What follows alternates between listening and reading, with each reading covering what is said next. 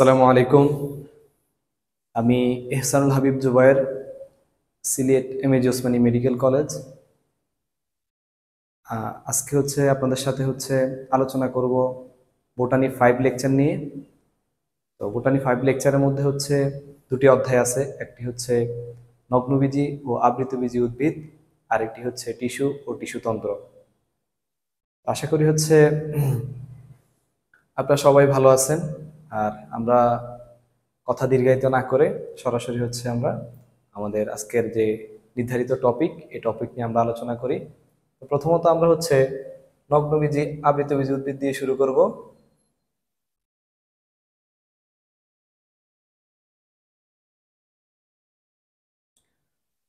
একটু লক্ষ্য করেন, একটি অধ্যায়ের মধ্যে নগ্নবীজি ও আবৃতবীজি উদ্ভিদ নিয়ে আসছে। তাহলে একটা অধ্যায়ের মধ্যে নগ্নবীজি এবং আবৃতবীজি উদ্ভিদ নিয়ে আসার কারণটা এই উভয়ের উদ্ভিদের মধ্যে একটা সিমিলারিটি আছে। সিমিলারিটি কি? সেটি উভয় উদ্ভিদের মধ্যে বীজ উৎপন্ন হয়। তাহলে যেই সকল উদ্ভিদের মধ্যে বীজ উৎপন্ন হয় ওই সকল উদ্ভিদকে বলা হয় স্ববীজ উদ্ভিদ বা স্পারমাটোফাইটা। এখন আসেন, আমরা জানি নগ্নবীজি উদ্ভিদের ইংরেজি নাম জিমনোস্পার্ম, আর আবৃতবীজি উদ্ভিদের ইংরেজি নাম অ্যাঞ্জিওস্পার্ম। এই জিমনোস্পার্ম শব্দটা সর্বপ্রথম ব্যবহার করেন উদ্ভিদ বিজ্ঞানের জনক থিওফ্রাস্টাস। কোথায় ব্যবহার করেন? তার ইনকোয়ারি ইনটু প্ল্যান্ট নামক গ্রন্থে।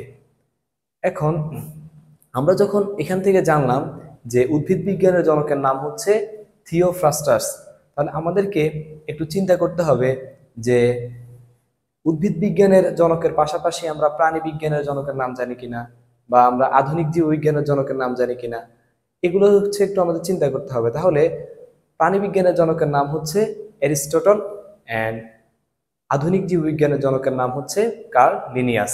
তাহলে আপনি যখন এইভাবে পড়াটা কোরিলেট করতে পারবেন, তখন আপনার পড়াটা দেখবেন অনেক বেশি ইফেক্টিভ হবে। এর পরবর্তীতে আসেন, এই নগ্নবীজি এবং আবৃতবীজি উদ্ভিদ উভয়ের মধ্যে বীজ উৎপন্ন হয়, এটা তাদের সিমিলারিটি। তাহলে তাদের মধ্যে বেসিক পার্থক্যের জায়গা কোথায়? বেসিক পার্থক্যের জায়গা নগ্নবীজি উদ্ভিদগুলোর মধ্যে আমরা জানি তাদের ফুলের মধ্যে গর্ভাশয় থাকে না, এই কারণে ফল উৎপন্ন হয় না। আর ফল না উৎপন্ন হওয়ার কারণে বীজটা নগ্ন বা অনাবৃত অবস্থায় থাকে। আর আবৃতবীজি উদ্ভিদের মধ্যে গর্ভাশয় থাকে এবং ফল উৎপন্ন হয়, বীজটা ফল দ্বারা আবৃত থাকে। এখন আসেন পৃথিবীতে নগ্নবীজি উদ্ভিদের উৎপত্তি হয়েছিল ডেভোনিয়ান যুগে, এবং মেসোজোয়িক যুগে এদের বিস্তৃতি হয়েছিল। আস্তে এক সময় নগ্নবীজি উদ্ভিদের পরিমাণ বা আধিক্য ছিল বেশি, আর আবৃতবীজি উদ্ভিদের সংখ্যা বা পরিমাণ ছিল কম। আস্তে আস্তে নগ্নবীজি উদ্ভিদগুলা বিলুপ্ত হতে শুরু করে, এন্ড আবৃতবীজি উদ্ভিদের সংখ্যাটা বাড়তে শুরু করে। আমরা যদি বাংলাদেশের পার্সপেক্টিভ ভিউতে চিন্তা করি, তাহলে বাংলাদেশে প্রাকৃতিকভাবে জন্মে এইরকম নগ্নবীজি উদ্ভিদ আছে মাত্র 5 প্রজাতির, আর তার এগেইনস্টে আবৃতবীজি উদ্ভিদের প্রজাতি সংখ্যা আছে 4000 বা তার থেকে অধিক। প্রথমত, এই 5 প্রজাতির নগ্নবীজি উদ্ভিদের মধ্যে ফার্স্ট অফ অল সাইকাস পেকটিনাটা। তাহলে এই সাইকাস পেকটিনাটা বাংলাদেশে প্রাকৃতিকভাবে জন্মে। এটা কোথায় পাওয়া যায় বাংলাদেশে? সেটি চট্টগ্রামের পাহাড়ি অঞ্চলে জন্মে থাকে এটি। অ্যান্ড সেকেন্ড পোডোকার্পাস নেরিফোলিয়াস, এটা বাংলাদেশে বাঁশ পাতা নামে পরিচিত। থার্ড নেটাম। তাহলে নেটামের 3টা প্রজাতি বাংলাদেশে প্রাকৃতিকভাবে জন্মে। একটা নেটাম মন্টেনাম, নেটাম অবলঙ্গাম এবং নেটাম ল্যাটিফোলিয়াম। তাহলে দেখেন, বাংলাদেশে প্রাকৃতিকভাবে জন্মে এরকম নগ্নবীজি উদ্ভিদের প্রজাতি সংখ্যা আছে 5টি। 1 নম্বর সাইকাস পেকটিনাটা, 2 নম্বর পোডোকার্পাস নেরিফোলিয়াস, এর পরবর্তীতে নেটামের 3টি প্রজাতি মন্টেনাম, অবলঙ্গাম, ল্যাটিফোলিয়াম। আর তার এগেইনস্টে আবৃতবীজি উদ্ভিদের প্রজাতি সংখ্যা 4000 বা তার থেকে অধিক। এর পরবর্তীতে আসে আমরা একটু লক্ষ্য করি, একটা চার্ট আমরা দেখতেছি, ফ্লো চার্ট দেখতেছি। এই ফ্লো চার্ট থেকে আমরা কি বুঝতেছি? সেটি উপর থেকে, শৈবাল থেকে আমরা যত নিচের দিকে যাব তত উদ্ভিদগুলা আস্তে আস্তে উন্নত প্রকৃতির। তাহলে এখানে সবচেয়ে উন্নত প্রকৃতির উদ্ভিদ আবৃতবীজি। এবং এই জায়গাটার মধ্যে সর্বপ্রথম বীজ উৎপন্ন হয় নগ্নবীজি উদ্ভিদে। উপরের উদ্ভিদগুলোতে কি উৎপন্ন হয় না? বীজ উৎপন্ন হয় না। এর পরবর্তীতে আসেন হচ্ছে, আমরা যদি এটাকে দুইটা ভাগে ভাগ করি, একটা হচ্ছে শৈবাল থেকে মস পর্যন্ত, আর একটা হচ্ছে ফার্ন থেকে আবৃতবীজ উদ্ভিদ পর্যন্ত। তাহলে প্রথম যেই তিনটা উদ্ভিদ, এই উদ্ভিদে তিনটাকে বলা হয় গ্যামিটোফাইট, আর নিচের তিনটা উদ্ভিদকে বলা হয় স্পোরোফাইট। তাহলে গ্যামিটোফাইট কথাটার মানে কি? গ্যামিটোফাইট কথাটার মানে হচ্ছে এই উদ্ভিদগুলার দেহের কোষগুলো হচ্ছে হ্যাপ্লয়েড থাকে, আর নিচের উদ্ভিদগুলার দেহের কোষগুলো হচ্ছে ডিপ্লয়েড। এদের মধ্যে আরেকটা পার্থক্য হচ্ছে, উপরের উদ্ভিদগুলাকে সত্যিকার মূল, কাণ্ড এবং পাতায় বিভক্ত করা যায় না, কিন্তু নিচের উদ্ভিদগুলাকে মূল, কাণ্ড এবং পাতায় বিভক্ত করা যায়। এর পরবর্তীতে আরেকটা ডিফারেন্স হচ্ছে, উপরের উদ্ভিদগুলোর মধ্যে হচ্ছে ভাস্কুলার টিস্যু নাই, নিচের উদ্ভিদগুলোতে কি আছে? ভাস্কুলার টিস্যু আছে। তাহলে যদি আমরা এইভাবে চিন্তা করি, সর্বপ্রথম ভাস্কুলার টিস্যু শুরু হয়েছে কোন জায়গা থেকে? ফার্ন থেকে। সর্বপ্রথম স্পোরোফাইট শুরু হয়েছে কোন জায়গা থেকে? ফার্ন থেকে। মোটামুটি আমাদেরকে এখান থেকে এতটুকু জানলেই এনাফ। এর পরবর্তীতে আমরা আসি হচ্ছে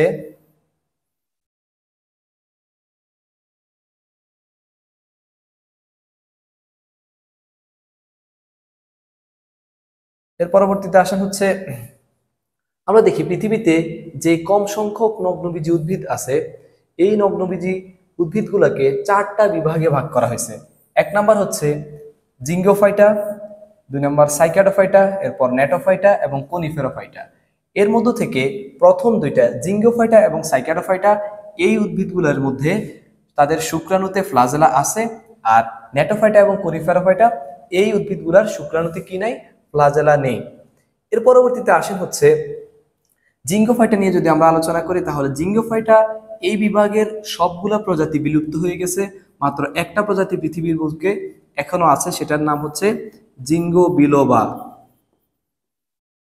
তাহলে এই জিঙ্গো বিলোবা একমাত্র জিঙ্গোফাইটার জীবন্ত প্রজাতি, এটাকে বলা হয় জীবন্ত ফসিল বা লিভিং ফসিল। এর পরবর্তীতে আসেন সাইকাডোফাইটার প্রজাতির সংখ্যা এখনো আছে হচ্ছে 100টা, নেটোফাইটার প্রজাতির সংখ্যা আছে 70টা, আর কনিফেরোফাইটার হচ্ছে 550টা প্রজাতি আছে। তাহলে লক্ষ্য করেন, এই চারটার মধ্যে সবচেয়ে বড় বা বৃহত্তম বিভাগ হচ্ছে কনিফেরোফাইটা, আর এই চারটার মধ্যে আবৃতবীজী উদ্ভিদের সাথে সবচেয়ে বেশি মিল সম্পন্ন বিভাগ হচ্ছে নেটোফাইটা। কারণ কি? কারণ হচ্ছে মেইনলি দুইটা কারণ। একটা হচ্ছে নগ্নবীজী আবৃতবীজী উদ্ভিদগুলার শুক্রাণুতে ফ্ল্যাজেলা থাকে না, আর নেটোফাইটার শুক্রাণুতেও ফ্ল্যাজেলা নাই।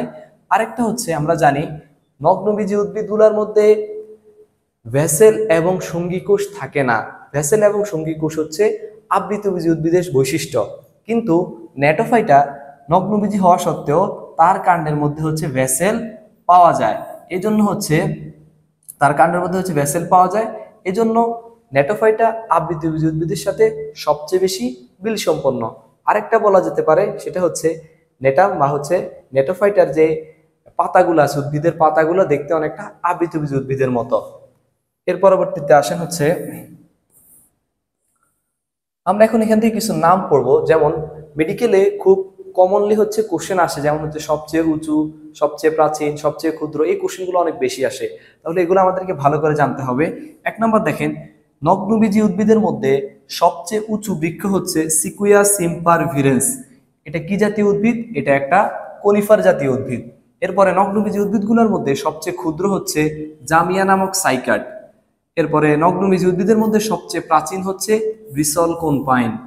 তাহলে আমাদেরকে এই তিনটা ভালোভাবে জানতে হবে। এর পরবর্তীতে আসেন, আমরা জানি নগ্নবীজী উদ্ভিদের গুলার মধ্যে হচ্ছে দিনিশেক দেখা যায় না।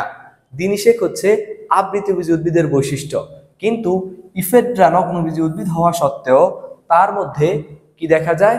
দিনিশেক দেখা যায়। এই জন্য এটা একটা ব্যতিক্রম। এবং হচ্ছে ইফেড্রা থেকে শ্বাসকষ্টের ঔষধ ইফেড্রিন প্রস্তুত করা হয়, আর এই ইফেড্রিনটা মেইনলি প্রস্তুত করা হয় দুইটা ভারতীয় প্রজাতি, একটা হচ্ছে ইফেড্রা জিরানিয়ানা আর একটা হচ্ছে ইফেড্রা ইন্টারমিডিয়া। এই দুইটা ভারতীয় প্রজাতি থেকে মেইনলি হচ্ছে ইফেড্রিন প্রস্তুত করা হয়। এর পরবর্তীতে আসেন হচ্ছে, তাহলে দেখি আমরা, এটা হচ্ছে একটা ইফেড্রা উদ্ভিদ, আর এটা হচ্ছে জিঙ্গো বিলোবা, জিঙ্গোফাইটার একমাত্র জীবন্ত প্রজাতি। এর পরবর্তীতে আসেন হচ্ছে নগ্নবীজী আবৃতবীজী উদ্ভিদের বৈশিষ্ট্য। তাহলে একটু লক্ষ্য করেন, আমরা আমাদের এই বইতে বা হচ্ছে আপনার বোটানি জুলজি পড়ার সময় হচ্ছে যতগুলো হচ্ছে পাশাপাশি বা বিপরীত টার্ম থাকবে, যেমন নগ্নবীজি, আবৃতবীজি, একবীজপত্রী, দ্বিবীজপত্রী, এর পরবর্তীতে বলতে পারেন হচ্ছে ভাজক টিস্যু, স্থায়ী টিস্যু, এগুলো যখন পড়বেন তখন হচ্ছে পার্থক্য আকারে একটা একটা ফ্রেমের ভিতরে হচ্ছে বৈশিষ্ট্যগুলো পড়ার জন্য, তাহলে হচ্ছে বৈশিষ্ট্যগুলো দেখবেন আপনার অনেক ভালো মনে থাকবে। তাহলে প্রথমত লক্ষ্য করেন, আমরা লিখি হচ্ছে নগ্নবীজি আর এটা হচ্ছে আবৃতবীজি। আচ্ছা, তাহলে দেখেন গর্ভাশয়, গর্ভদণ্ড, গর্ভমুণ্ড এটা হচ্ছে নগ্নবীজি উদ্ভিদের মধ্যে থাকে না, শুধুমাত্র আবৃতবীজি উদ্ভিদের মধ্যে থাকে। আর নগ্নবীজি উদ্ভিদের মধ্যে গর্ভাশয় থাকে না, না থাকার কারণে তার মধ্যে কি হয় না, ফল সৃষ্টি হয় না। আবৃতবীজি উদ্ভিদের মধ্যে ফল সৃষ্টি হয়। এর পরবর্তীতে আসেন, ফল সৃষ্টি না হওয়ার কারণে নগ্নবীজি উদ্ভিদের মধ্যে বীজের অবস্থানটা নগ্ন বা হচ্ছে অনাবৃত অবস্থায় থাকে, আর আবৃতবীজি উদ্ভিদের মধ্যে বীজটা কেমন থাকে, আবৃত থাকে। এর পরবর্তীতে আসেন আর্কিগোনিয়া। এতটুকু মনে রাখেন যে আর্কিগোনিয়া সৃষ্টি হওয়াটা একটা অনুন্নত বৈশিষ্ট্য। তাহলে এই দুইটার মধ্যে তুলনামূলক অনুন্নত কোনটা, সেটা হচ্ছে নগ্নবীজি। তার নগ্নবীজির মধ্যে আর্কিগোনিয়া সৃষ্টি হবে, আবৃতবীজির মধ্যে সৃষ্টি হবে না। এরপর আসেন পরাগায়ন। তাহলে পরাগায়নের সময় নগ্নবীজিতে যেহেতু গর্ভমুণ্ড থাকে না, এজন্য পরাগায়নের সময় পরাগরেণুটা নগ্নবীজিতে ডিম্বক রন্ধ্রে পতিত হয়, আর আবৃতবীজিতে হচ্ছে গর্ভমুণ্ডে পতিত হয়। এর পরবর্তীতে আসেন হচ্ছে দ্বিনিষেক। তাহলে দ্বিনিষেক কার বৈশিষ্ট্য, দ্বিনিষেক হচ্ছে আবৃতবীজি উদ্ভিদের বৈশিষ্ট্য। এর পরবর্তীতে আসেন এন্ডোস্পার্ম বা শস্য। যার মধ্যে দ্বিনিষেক ঘটবে তার এন্ডোস্পার্ম বা শস্যটা হবে ট্রিপ্লয়েড, আর দ্বিনিষেক না ঘটলে এন্ডোস্পার্ম বা শস্যটা হবে হ্যাপ্লয়েড। তাহলে এখানে হবে ট্রিপ্লয়েড, এখানে হবে হ্যাপ্লয়েড। এর পরবর্তীতে আসেন ভেসেল এবং সঙ্গী কোষ। তাহলে আবৃতবীজি উদ্ভিদের মধ্যে জাইলেমের মধ্যে ভেসেল থাকবে এবং ফ্লোয়েমের মধ্যে সঙ্গী কোষ থাকবে, কিন্তু নগ্নবীজি উদ্ভিদের মধ্যে এই সঙ্গী কোষ এবং ভেসেল থাকে না। এর পরবর্তীতে আসেন পরাগায়ন।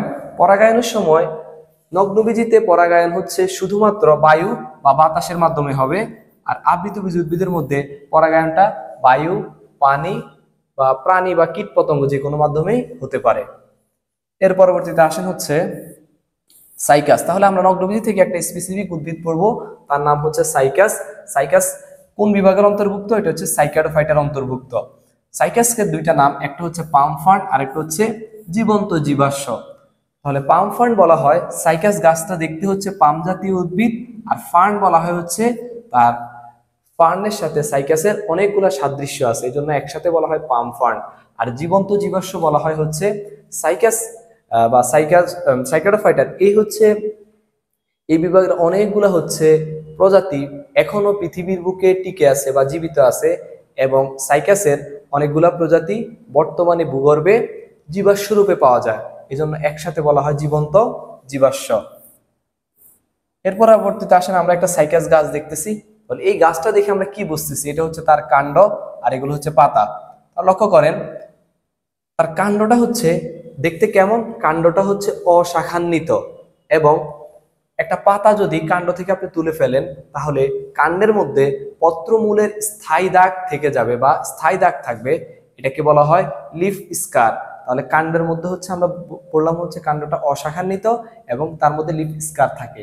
আর এর পাতাটা কেমন থাকে, এর পাতাগুলো হচ্ছে পক্ষল যৌগিক। পক্ষল কথাটার মানে হচ্ছে পাখা বা ডানার মতো, যৌগিক মানে হচ্ছে পাতায় পত্রফলক একের অধিক থাকবে। এর পরবর্তীতে আসেন হচ্ছে সাইকাসের শনাক্তকারী বৈশিষ্ট্য। তাহলে দেখেন আমরা নগ্নবীজি উদ্ভিদের জন্য যতগুলা বৈশিষ্ট্য পড়ছি, সকল বৈশিষ্ট্যই কিন্তু সাইকাসের জন্য প্রযোজ্য হবে, কিন্তু সাইকাসের কিছু স্পেসিফিক বৈশিষ্ট্য আছে, এগুলো একটু আমরা দেখার চেষ্টা করি। প্রথমত আসেন হচ্ছে সাইকাসের উদ্ভিদটা কেমন, স্পোরোফাইট, এবং দেহ মূল কাণ্ড এবং পাতায় বিভক্ত করা যায়। তাহলে আমরা দেখছিলাম যে ফার্ন থেকে, ফার্ন, নগ্নবীজি, আবৃতবীজি, এই সকল উদ্ভিদ সবগুলোই হচ্ছে স্পোরোফাইট এবং সবগুলোকেই মূল কাণ্ড এবং পাতায় বিভক্ত করা যায়। এর পরবর্তীতে আসেন সাইকাস উদ্ভিদটা কেমন, এটা হচ্ছে খাড়া পাম জাতীয় উদ্ভিদ, এবং এর পাতা কেমন থাকে, পাতা হচ্ছে পক্ষল যৌগিক। তাহলে পক্ষল যৌগিক মানে কি একটু আমরা বলছি। এখন আসেন হচ্ছে এর পাতাগুলো হচ্ছে কাণ্ডের মাথার দিকে সর্পিল আকারে সজ্জিত থাকে, আর সাইকাসের কচি পাতা কি অবস্থায় থাকে? কুণ্ডলিত থাকে, এটাকে বলা হয় সার্সিনেট ভার্নেশন। আর এর পাতার মধ্যে একটা স্পেসিফিক টিস্যু থাকে, তার নাম হচ্ছে ট্রান্সফিউশন টিস্যু। ট্রান্সফিউশন টিস্যুটা কি? আমরা জানি পাতার গ্রাউন্ড টিস্যুকে বলা হয় মেসোফিল। এই মেসোফিলের মধ্যে বা পাতার গ্রাউন্ড টিস্যুর মধ্যে আমরা প্রধানত দুই ধরনের টিস্যু দেখি, একটা হচ্ছে স্পঞ্জি প্যারেনকাইমা আর একটা হচ্ছে প্যালিসেড প্যারেনকাইমা। এই দুইটা প্যারেনকাইমা টিস্যুর মাঝখানে কিছু লম্বা আকৃতির কোষ থাকে বা টিস্যু থাকে, যে টিস্যুগুলো কি করে? পানি পরিবহন করে, তাদেরকে বলা হয় ট্রান্সফিউশন টিস্যু। এর পরবর্তীতে আসেন সাইকাসের মূলটা কেমন? মূল হচ্ছে কোরালয়েড মূল, এবং এদের গর্ভাশয় না থাকায় ফল সৃষ্টি হয় না এবং বীজ নগ্ন অবস্থায় থাকে। আর সাইকাসের একটা বিশেষ বৈশিষ্ট্য হচ্ছে এর পুংরেণুপত্রগুলা স্ট্রোবিলাস গঠন করে, কিন্তু স্ত্রীরেণুপত্র কোনো স্ট্রোবিলাস গঠন করে না। এর পরবর্তীতে আসেন তাদের যৌন জননে মেগা এবং মাইক্রো দুই ধরনের স্পোর দেখা যায়। এই মেগা দুই ধরনের বা ভিন্ন ভিন্ন স্পোর তৈরি হলে তাকে বলা হয় হেটারোস্পোরিক। আর স্পোরটা যদি দুইটা একই রকমের হইতো তখন তাকে বলা হতো হোমোস্পোরিক। এর পরবর্তীতে আসে তাদের পরাগায়ন বাতাসের মাধ্যমে হয়। আর সাইকাসের শুক্রাণুটা কেমন? শুক্রাণুটা হচ্ছে উদ্ভিদকুলের সর্ববৃহৎ, দেখতে লাটিমের মতো, সচল এবং হচ্ছে বহু ফ্ল্যাজেলা বিশিষ্ট। এর পরবর্তীতে আসেন সাইকাসের গঠন। এখন আসেন যে জিনিসগুলো আমরা পড়ে আসছি এটা হচ্ছে আমরা এখন স্পেসিফিক ভাবে পড়বো। এক নাম্বার সাইকাসের মূল। তাহলে সাইকাসের প্রথমত মূলটা থাকে হচ্ছে প্রধান মূল। প্রধান মূল এর পরবর্তী কিছুদিন পরে এই প্রধান মূলটা কি হয়ে যায়? নষ্ট হয়ে যায়।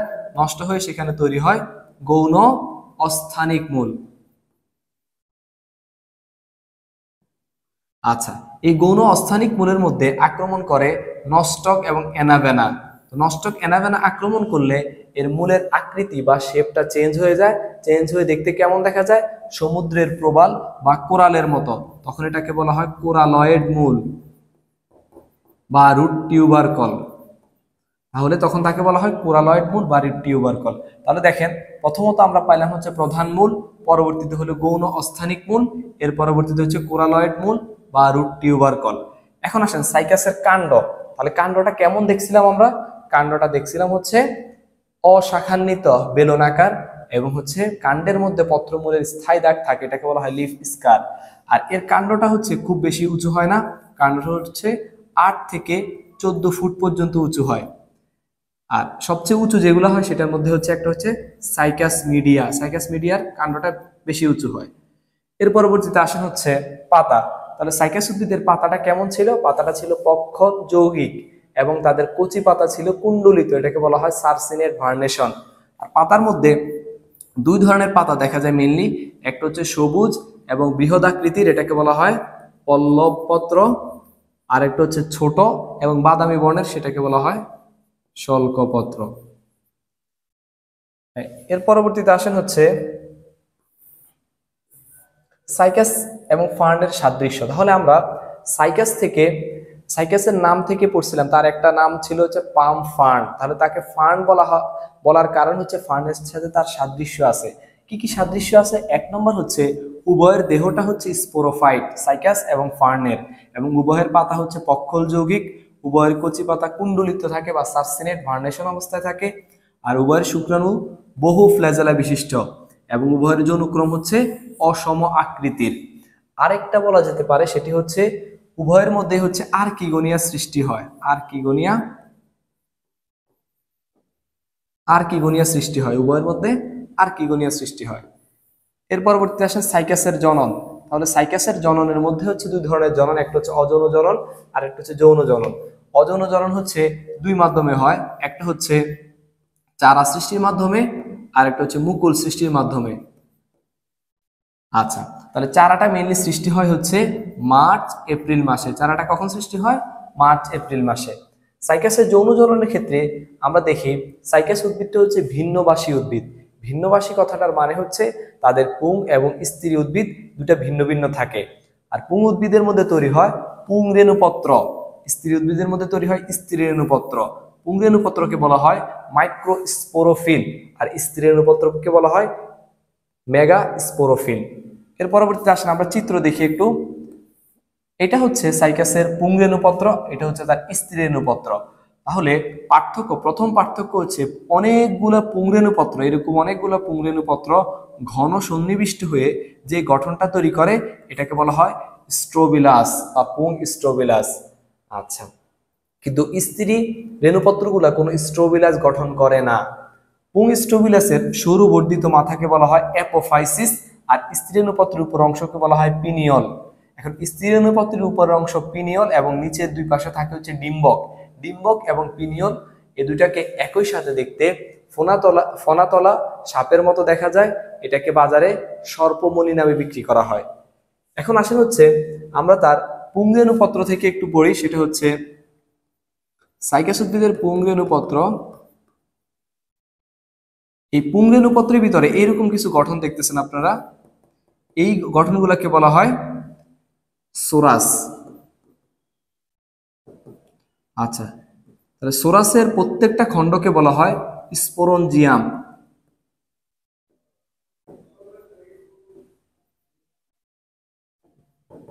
স্পোরঞ্জিয়াম, আর স্পোরঞ্জিয়ামের ভিতরে থাকে হচ্ছে স্পোর মাতৃকোষ।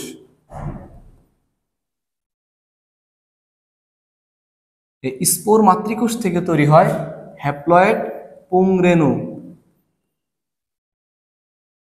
পুংরেণু এবং হ্যাপ্লয়েড পুংরেণু থেকে পরবর্তী তৈরি হয় শুক্রাণু। এর পরবর্তীতে আসেন হচ্ছে আমরা স্ত্রী রেণুপত্রটা দেখি। স্ত্রী রেণুপত্রের মধ্যে প্রধান অংশটা হচ্ছে ডিম্বক। আচ্ছা, ডিম্বকের ভিতরে থাকে হচ্ছে স্ত্রী রেণু মাতৃকোষ। এই স্ত্রী রেণু মাতৃকোষ থেকে তৈরি হবে হ্যাপ্লয়েড স্ত্রী রেণু। হ্যাপ্লয়েড স্ত্রী রেণু থেকে পরবর্তীতে তৈরি হবে আর্কিগোনিয়া,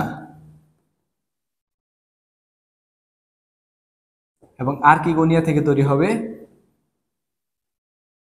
ডিম্বাণু।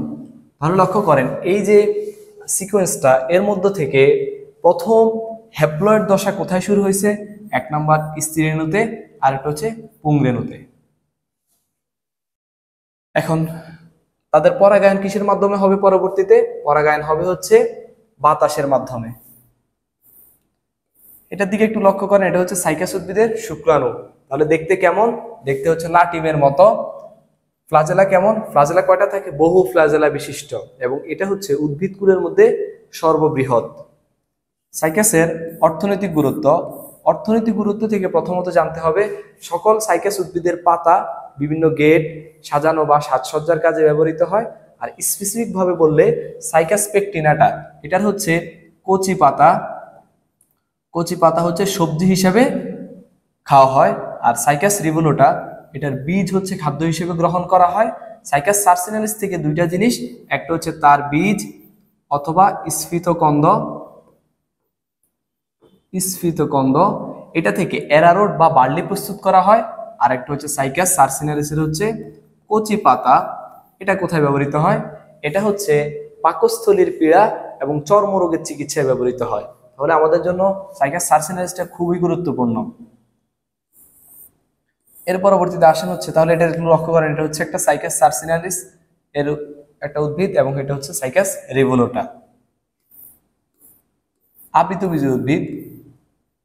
আবৃতবীজী উদ্ভিদগুলার উৎপত্তি হয়েছিল 13 কোটি বছর পূর্বে। এর মধ্য থেকে লক্ষ্য করেন আবৃতবীজী উদ্ভিদের মধ্যে যদি বলা হয় পৃথিবীতে সবচেয়ে ক্ষুদ্র, সেটি হচ্ছে ওলফিয়া মাইক্রোস্কোপিকা, সেটা হচ্ছে 0.1 মিলিমিটার। আর যদি বলা হয় বাংলাদেশের সবচেয়ে ক্ষুদ্র, সেটি হবে ওলফিয়া আরহিজা, যেটা হচ্ছে 1 মিলিমিটার। আর যদি বলা হয় পৃথিবীতে সবচেয়ে উঁচু আবৃতবীজী উদ্ভিদ কোনটা, সেটি হবে ইউক্যালিপটাস মার্জিনেটা। আর যদি বলা হয় বাংলাদেশে উঁচু কোনগুলা, সেগুলো হচ্ছে বৈলাম, গর্জন, তেলসুর। আর এই তিনটার মধ্যে মেইনলি হচ্ছে সবচেয়ে বেশি উঁচু হয় হচ্ছে বৈলাম। এর পরবর্তীতে আসেন আমরা একটু দেখি, তাহলে দেখেন এই যে ক্ষুদ্র বলছিলাম, এই ছোট ছোট কণা, এই প্রত্যেকটা কণার মতো জিনিস, এগুলো এক একটা হচ্ছে আবৃতবীজী উদ্ভিদ। আর এটি হচ্ছে সবচেয়ে উঁচু ইউক্যালিপটাস। তাহলে ওলফিয়া এই প্রত্যেকটাই কিন্তু কি এক একটা ছোট ছোট উদ্ভিদ, আবৃতবীজী উদ্ভিদ। আবৃতবীজী উদ্ভিদ গুলাকে বীজপত্রের উপর ভিত্তি করে দুইটা ভাগে ভাগ করা হয়েছে। একটা হচ্ছে একটা বীজপত্র থাকলে সেটাকে বলা হয় একবীজপত্রী বা লিলি শ্রেণী, আর একটা হচ্ছে যদি বীজপত্র দুইটা থাকে সেটাকে বলা হয় দ্বিবীজপত্রী বা হচ্ছে ম্যাগনোলিয়া শ্রেণী। বিজ্ঞানী ডক্টর আর্থার ক্রনকুইস্ট তিনি সকল আবৃতবীজী উদ্ভিদগুলোকে 380টা গোত্রে ভাগ করছেন। এর মধ্যে থেকে 315টা হচ্ছে দ্বিবীজপত্রীর গোত্র আর 65টা হচ্ছে একবীজপত্রীর গোত্র। তাহলে আমরা আবৃতবীজী উদ্ভিদগুলোর মধ্যে সবচেয়ে বেশি পাবো হচ্ছে দ্বিবীজপত্রী উদ্ভিদ। আবৃতবীজী উদ্ভিদের ক্যারেক্টারিস্টিক্স গুলো আমরা একটু দেখার চেষ্টা করব। প্রথমত তার হচ্ছে স্বরূপ। তাহলে কি কি ধরনের স্বরূপ হইতে পারে? স্বরূপ হইতে পারে বিরুৎ, বৃক্ষ, গোল, উপগোল, পরাশ্রয়ী, পরজীবী, মৃতজীবী। তাহলে এই চারটা হচ্ছে আমাদের জন্য একটু বিশেষভাবে গুরুত্বপূর্ণ। বিরুৎ কোনগুলা? বিরুৎ হচ্ছে যেই উদ্ভিদগুলো ছোট আকৃতির হয়। আমরা সবাই ধান দেখছি, তাহলে ধান কেমন হয়? ছোট আকৃতির হয়। এদের কাণ্ডটা কি থাকে? অকাষ্ঠল থাকে, কাণ্ডটা ফাঁপা কাণ্ড থাকে। তাহলে বিরুৎ থেকে উদাহরণগুলো খুব একটা মনে রাখার দরকার নাই, জাস্ট মনে রাখবেন বিরুৎ আমরা কই পাই? এটা হচ্ছে পোয়েসি গোত্রের মধ্যে বিরুৎ পাই। তাহলে পোয়েসি গোত্রের মধ্যে যখন আমরা পড়বো তখন এই উদাহরণগুলো এমনিতে আমাদের চলে আসবে। আর বৃক্ষ হচ্ছে যত আপনি হচ্ছে আপনার চারপাশে তাকাইলে যত বড় বড় গাছ দেখেন সবগুলো হচ্ছে বৃক্ষের উদাহরণ। কি কি আছে? আম, জাম, কাঁঠাল। এর পরবর্তী আসেন গুল্ম। গুল্ম হচ্ছে যেটা যে উদ্ভিদগুলা মাঝারি ধরনের এবং ঝোপ তৈরি করে, কাণ্ডটা কাষ্ঠল থাকে, তাকে বলা হয় হচ্ছে গুল্ম। গুল্মে মনে রাখবেন গুল্ম গরজ, গুল্ম গরজ।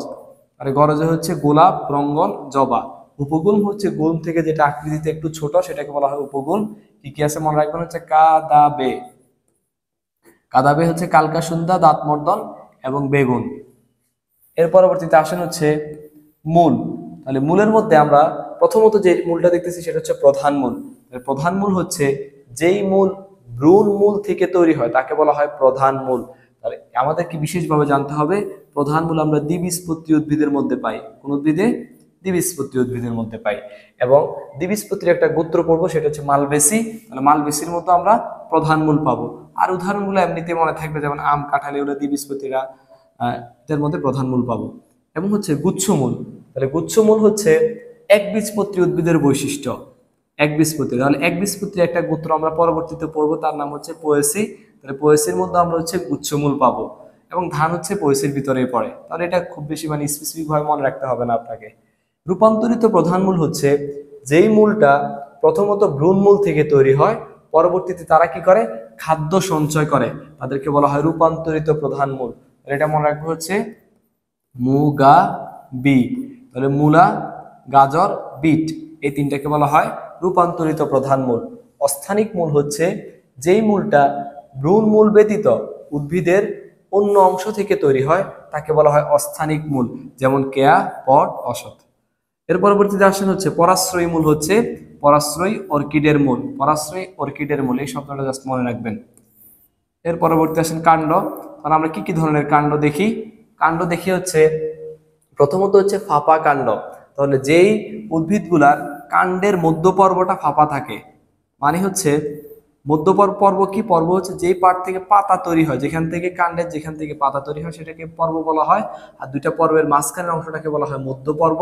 মধ্য পর্বটা যদি হচ্ছে ফাঁকা থাকে তখন তাকে বলা হয় ফাঁপা কাণ্ড। তাহলে ফাঁপা কাণ্ড আমরা মেনলি কোথায় পাবো? ঘাস গোত্র বা পোয়েসি গোত্রের মধ্যে আমরা হচ্ছে ফাঁপা কাণ্ড পাবো। এর পরবর্তী আসেন টিউবার, বাল্ব, রাইজোম, রানার। এগুলোর উদাহরণগুলো আমাদেরকে ভালো করে মনে রাখতে হবে। মনে রাখতে পারেন টিউবারে মনে রাখবেন হচ্ছে টিউবলাইট। তাহলে টিউবলাইটে টিউবার, আর টিউবলাইট আমাদেরকে কি দেয়? আলো দেয়। তাহলে টিউবলাইটে হচ্ছে টিউবার, আলোতে মনে রাখবেন আলো। আচ্ছা, তাহলে দেখেন টিউবার কিন্তু একটা কাণ্ডের অংশ, তার মানে আলো কি? কাণ্ড। কিন্তু হচ্ছে মিষ্টি আলু কিন্তু কাণ্ডের অংশ না, এটা হচ্ছে মূলের স্ফীত অংশ। এর পরবর্তী আসেন বাল্ব। তাহলে লক্ষ্য করেন বাল্ব আপনারা সবাই দেখছেন, বাল্বের আকৃতি কেমন? অনেকটা হচ্ছে এরকম আকৃতি থাকে বাল্বের। তাহলে দেখেন লক্ষ্য করেন পেঁয়াজ এবং রসুন এই দুইটার আকৃতি কেমন? এই দুইটার আকৃতি কিন্তু অনেকটা বাল্বের মতো। তাহলে এটা কিন্তু আমাদের খুব বেশি মুখস্থ করতে হচ্ছে না, এটার পেঁয়াজ রসুনের আকৃতি বলে দিচ্ছে এটা কিসের উদাহরণ? বাল্বের উদাহরণ। রাইজোম জিনিসটা কি? রাইজোম হচ্ছে যে রাইজোম হচ্ছে ভূনিম্নস্থ রূপান্তরিত কাণ্ড, যে কাণ্ডটা ভূমির নিচে আনুভূমিকভাবে হচ্ছে বৃদ্ধি পায়, যেমন হচ্ছে আদা এবং হলুদ। তাহলে আদা এবং হলুদ হচ্ছে আপনারা লক্ষ্য করবেন হচ্ছে গঠন বা আকৃতিগতভাবে দুইটা কিন্তু একই রকম, কিন্তু কালারটা জাস্ট ভিন্ন। এর পরবর্তী আসেন রানার। তাহলে রানারের উদাহরণ কি? রানার উদাহরণ হচ্ছে থানকুনি পাতা। এর পরবর্তীতে আসেন আমরা পড়ি হচ্ছে পাতা নিয়ে আলোচনা করব। তাহলে পাতা নিয়ে আলোচনা করার আগে হচ্ছে আমরা একটু দেখে নেই, একটু বিস্তারিত পড়ার চেষ্টা করব। লক্ষ্য করেন, একটা আদর্শ পাতার তিনটা অংশ থাকে। এক নাম্বার, এই অংশটাকে বলা হয় পত্র ফলক বা ল্যামিনা, আর এটাকে বলা হয় পত্রবৃন্ত বা বোটা বা পিটিয়ল। আর যে অংশ দিয়ে সে কাণ্ডের সাথে যুক্ত থাকে সেটাকে বলা হয় পত্রমূল বা বেজ। এই তিনটার মধ্যে পাতার প্রধান অংশ হচ্ছে পত্রফলক বা ল্যামিনা। আর একটা পাতার মধ্যে যদি পিটিয়ল বা পত্রবৃন্ত থাকে তখন তাকে বলা হয় পিটিওলেট। আর পত্রবৃন্ত বা পিটিয়ল যদি না থাকে তখন তাকে বলা হয় সেসাইল। এখন লক্ষ্য করেন, একটা পাতার মধ্যে পত্রফলকের আকৃতি যেমনই হোক না কেন, পত্রফলক যদি একটা থাকে তখন তাকে বলা হয় সরল পাতা। আর একটা পাতার মধ্যে যদি পত্রফলক একের অধিক থাকে, এদিকে লক্ষ্য করেন, একের অধিক থাকে তখন তাকে বলা হয় যৌগিক পাতা। তাহলে এটাও একটা যৌগিক পাতা, এটাও একটা যৌগিক পাতা। এখন যৌগিক পাতার মাঝখানের যে অংশটা দণ্ডাকৃতির, এই অংশটাকে বলা হয় র্যাকিস। এই র্যাকিসের মধ্যে পাতা তৈরি হলে তখন তাকে বলা হয় একপক্ষল, একপক্ষল। আচ্ছা, আর র্যাকিসের চূড়ায় যদি কোনো পাতা না থাকে তখন তাকে বলা হয় অচূড় পক্ষল। আর র্যাকিসের চূড়ায় পাতা থাকলে তখন তাকে বলা হয় সচূড় পক্ষল। আচ্ছা, তাহলে আমরা এক পক্ষল বুঝলাম। এক পক্ষল হচ্ছে র্যাকিসের মধ্যে পাতা তৈরি হলে সেটাকে কি বলা হয়? এক পক্ষল। তাহলে দ্বিপক্ষল জিনিসটা কি? দ্বিপক্ষল হচ্ছে, মনে করেন এটা র্যাকিস, র্যাকিসের মধ্যে পাতা তৈরি হয় নাই, র্যাকিস থেকে শাখা বের হয়েছে, ওই শাখার মধ্যে গিয়ে পাতা তৈরি হয়েছে, তখন এটাকে বলা হয় দ্বিপক্ষল। তাহলে ত্রিপক্ষল জিনিসটা কি? ত্রিপক্ষল হচ্ছে র্যাকিসের মধ্যে পাতা তৈরি হয় নাই, র্যাকিসের শাখায়ও পাতা তৈরি হয় নাই, শাখা থেকে প্রশাখা বের হয়েছে, এই প্রশাখার মধ্যে পাতা তৈরি হলে তখন তাকে বলা হয় ত্রিপক্ষল। তাহলে লক্ষ্য করেন, র্যাকিসের মধ্যে পাতা তৈরি হলে এক পক্ষল, শাখায় হলে দ্বিপক্ষল, প্রশাখায় হলে ত্রিপক্ষল। এখন আমরা উদাহরণগুলো মনে রাখার চেষ্টা করি। প্রথমত লক্ষ্য করেন সরল পাতা। তাহলে সরল পাতার উদাহরণগুলো সহজ, যেমন আম, জাম, কাঁঠাল এবং হচ্ছে জবা। আর যৌগিক পাতাগুলো মনে রাখতে পারেন যে আপনি সকালবেলা মনে করেন আপনি ঘুমাইছেন, আপনার কানের কাছে কেউ গান গাইলে আপনার কাছে কেমন লাগবে? খুবই খারাপ লাগবে। তাহলে এটা মনে রাখবেন হচ্ছে সকালে গান গাইলে কেমন লাগবে? যৌগিক লাগবে। মনে করেন যে সকালে গান গাইলে যৌগিক লাগবে। সজিনা, কামিনী, লজ্জাবতী, গোলাপ, নিম। এবং হচ্ছে অচূর পক্ষলে মনে রাখবেন আচর। তাহলে বাদর মানুষকে দেখলে কি দেয়? আচর দেয়, এই জন্য হচ্ছে অচূর পক্ষল বাদর লাঠি। সচূর পক্ষল গোলাপ, দ্বিপক্ষল কৃষ্ণচূড়া এবং হচ্ছে ত্রিপক্ষলের উদাহরণ হচ্ছে সজিনা। এর পরবর্তীতে আসেন হচ্ছে পত্রফলকের শিরাবিন্যাস। পত্রফলকের শিরাবিন্যাস হচ্ছে দুই ধরনের, একটা হচ্ছে জালিকাকার শিরাবিন্যাস বা রেটিকুলেট ভার্নেশন, আর একটা হচ্ছে সমান্তরাল শিরাবিন্যাস বা প্যারালাল ভার্নেশন। এর মধ্যে থেকে আমাদেরকে প্রাইমারি যে জিনিসটা জানতে হবে সেটা হচ্ছে দ্বিবীজপত্রী উদ্ভিদের মধ্যে হচ্ছে আমরা জালিকা শিরাবিন্যাস বা রেটিকুলেট ভার্নেশন পাবো, একবীজপত্রী উদ্ভিদের মধ্যে আমরা হচ্ছে সমান্তরাল বা প্যারালাল ভার্নেশন পাবো। এর পরবর্তীতে কিছু এক্সেপশন আমরা দেখতে পাই, যেমন কচু এবং কুমারিকা, এই দুইটা একবীজপত্রী হওয়া সত্ত্বেও তাদের শিরাবিন্যাস হচ্ছে রেটিকুলেট বা হচ্ছে জালিকাকার। আর সুলতানা এবং চাপা, এরা দ্বিবীজপত্রী হওয়া সত্ত্বেও তাদের শিরাবিন্যাস কেমন? সমান্তরাল বা প্যারালাল। এর পরবর্তী আসেন পুষ্পপত্র বিন্যাস বা পুষ্পমঞ্জরি। এই দুটার দিকে যদি আমরা একটু লক্ষ্য করি তাহলে পুষ্পপত্র বিন্যাস প্রধানত হচ্ছে দুই প্রকার, একটা হচ্ছে রেসিমোস আর একটা হচ্ছে সাইমোস। আচ্ছা, তাহলে রেসিমোস মানে হচ্ছে অনিয়ত বর্ধনশীল আর সাইমোস মানে হচ্ছে নিয়ত বর্ধনশীল। সাইমোসের উদাহরণ হচ্ছে জবা, আর জবা যেখানে থাকবে সেটা হচ্ছে মালভেসি। তাহলে মালভেসি গোত্রের মধ্যে আমরা কি ধরনের পুষ্পবিন্যাস বা পুষ্পমঞ্জরি পাবো? সেটি হচ্ছে আমরা সাইমোস পাবো। আর রেসিমোসের মধ্যে লক্ষ্য করেন চারটা প্রকার, একটা হচ্ছে রেসিম, স্পাইক, স্পাইকলেট, ক্যাপিচুলাম। তাহলে রেসিমে হচ্ছে রেশ দিয়ে মনে রাখবেন, রতে রেসিম, শতে সরিষা। আর স্পাইকে মনে রাখবেন, একটাই মনে রাখতে পারেন, সেটা হচ্ছে রজনীগন্ধা, স্পাইকে রজনীগন্ধা। আর স্পাইকলেট আমরা মালভেসিতে আমরা কি পাইছিলাম? সাইমোস। আর স্পাইকলেট পোয়াসি গোত্রতে আমরা পাবো হচ্ছে স্পাইকলেট। তাহলে উদাহরণগুলা মনে রাখা খুব একটা প্রয়োজন নাই, কারণ পোয়াসি গোত্রে যেই উদ্ভিদগুলো আছে তাদের মধ্যে আমরা স্পাইকলেট পাবো। আর ক্যাপিচুলাম হচ্ছে মনে রাখতে পারেন হচ্ছে গাধার মুখে কি আছে, ক্যাপ আছে, গাধার মুখে ক্যাপ আছে। তাহলে গাধাতে মনে রাখবেন গাধা, আর মুখে হচ্ছে সূর্যমুখী, ক্যাপিচুলাম হচ্ছে ক্যাপে হচ্ছে ক্যাপিচুলাম। তাহলে মোটামুটি এই তিনটে মনে রাখলে এনাফ। এক্সট্রা হিসেবে আপনি ডালিয়া মনে রাখতে পারেন। এর পরবর্তীতে আসেন হচ্ছে পুষ্প স্তবক। তাহলে একটা ফুলের মধ্যে প্রধানত 4টা স্তবক থাকে। 1 নাম্বার ক্যালিক্স বা বৃতি, এর প্রত্যেকটা সদস্যকে বলা হয় সেপাল বা হচ্ছে বৃত্তাংশ। আর করলা, সেকেন্ড হচ্ছে করলা বা দলমণ্ডল, এর প্রত্যেকটা সদস্যকে বলা হয় পেটাল বা পাপড়ি। আচ্ছা, 3 নম্বর হচ্ছে এন্ড্রিসিয়াম বা পুংস্তবক, এর প্রত্যেকটা সদস্যকে বলা হয় স্টেমেন বা পুংকেশর। 4 একদম চতুর্থ বা হচ্ছে একদম শেষ স্তবক হচ্ছে স্ত্রী স্তবক বা গাইনিসিয়াম, এর প্রত্যেকটা সদস্যকে বলা হয় কার্পেল বা গর্ভপত্র বা স্ত্রীকেশর। আচ্ছা, এখন আসেন হচ্ছে কোনো একটা ফুলের মধ্যে বৃতি আছে, দলমণ্ডল আছে, কিন্তু এই দুইটাকে ডিফারেন্সিয়েট করে যাচ্ছে না। এই দুইটা দেখতে একই রকম, বৃতি এবং দলমণ্ডল দেখতে একই রকম, তখন ওই দুইটাকে একসাথে বলা হয় পেরিয়ান্থ বা পুষ্পপুট।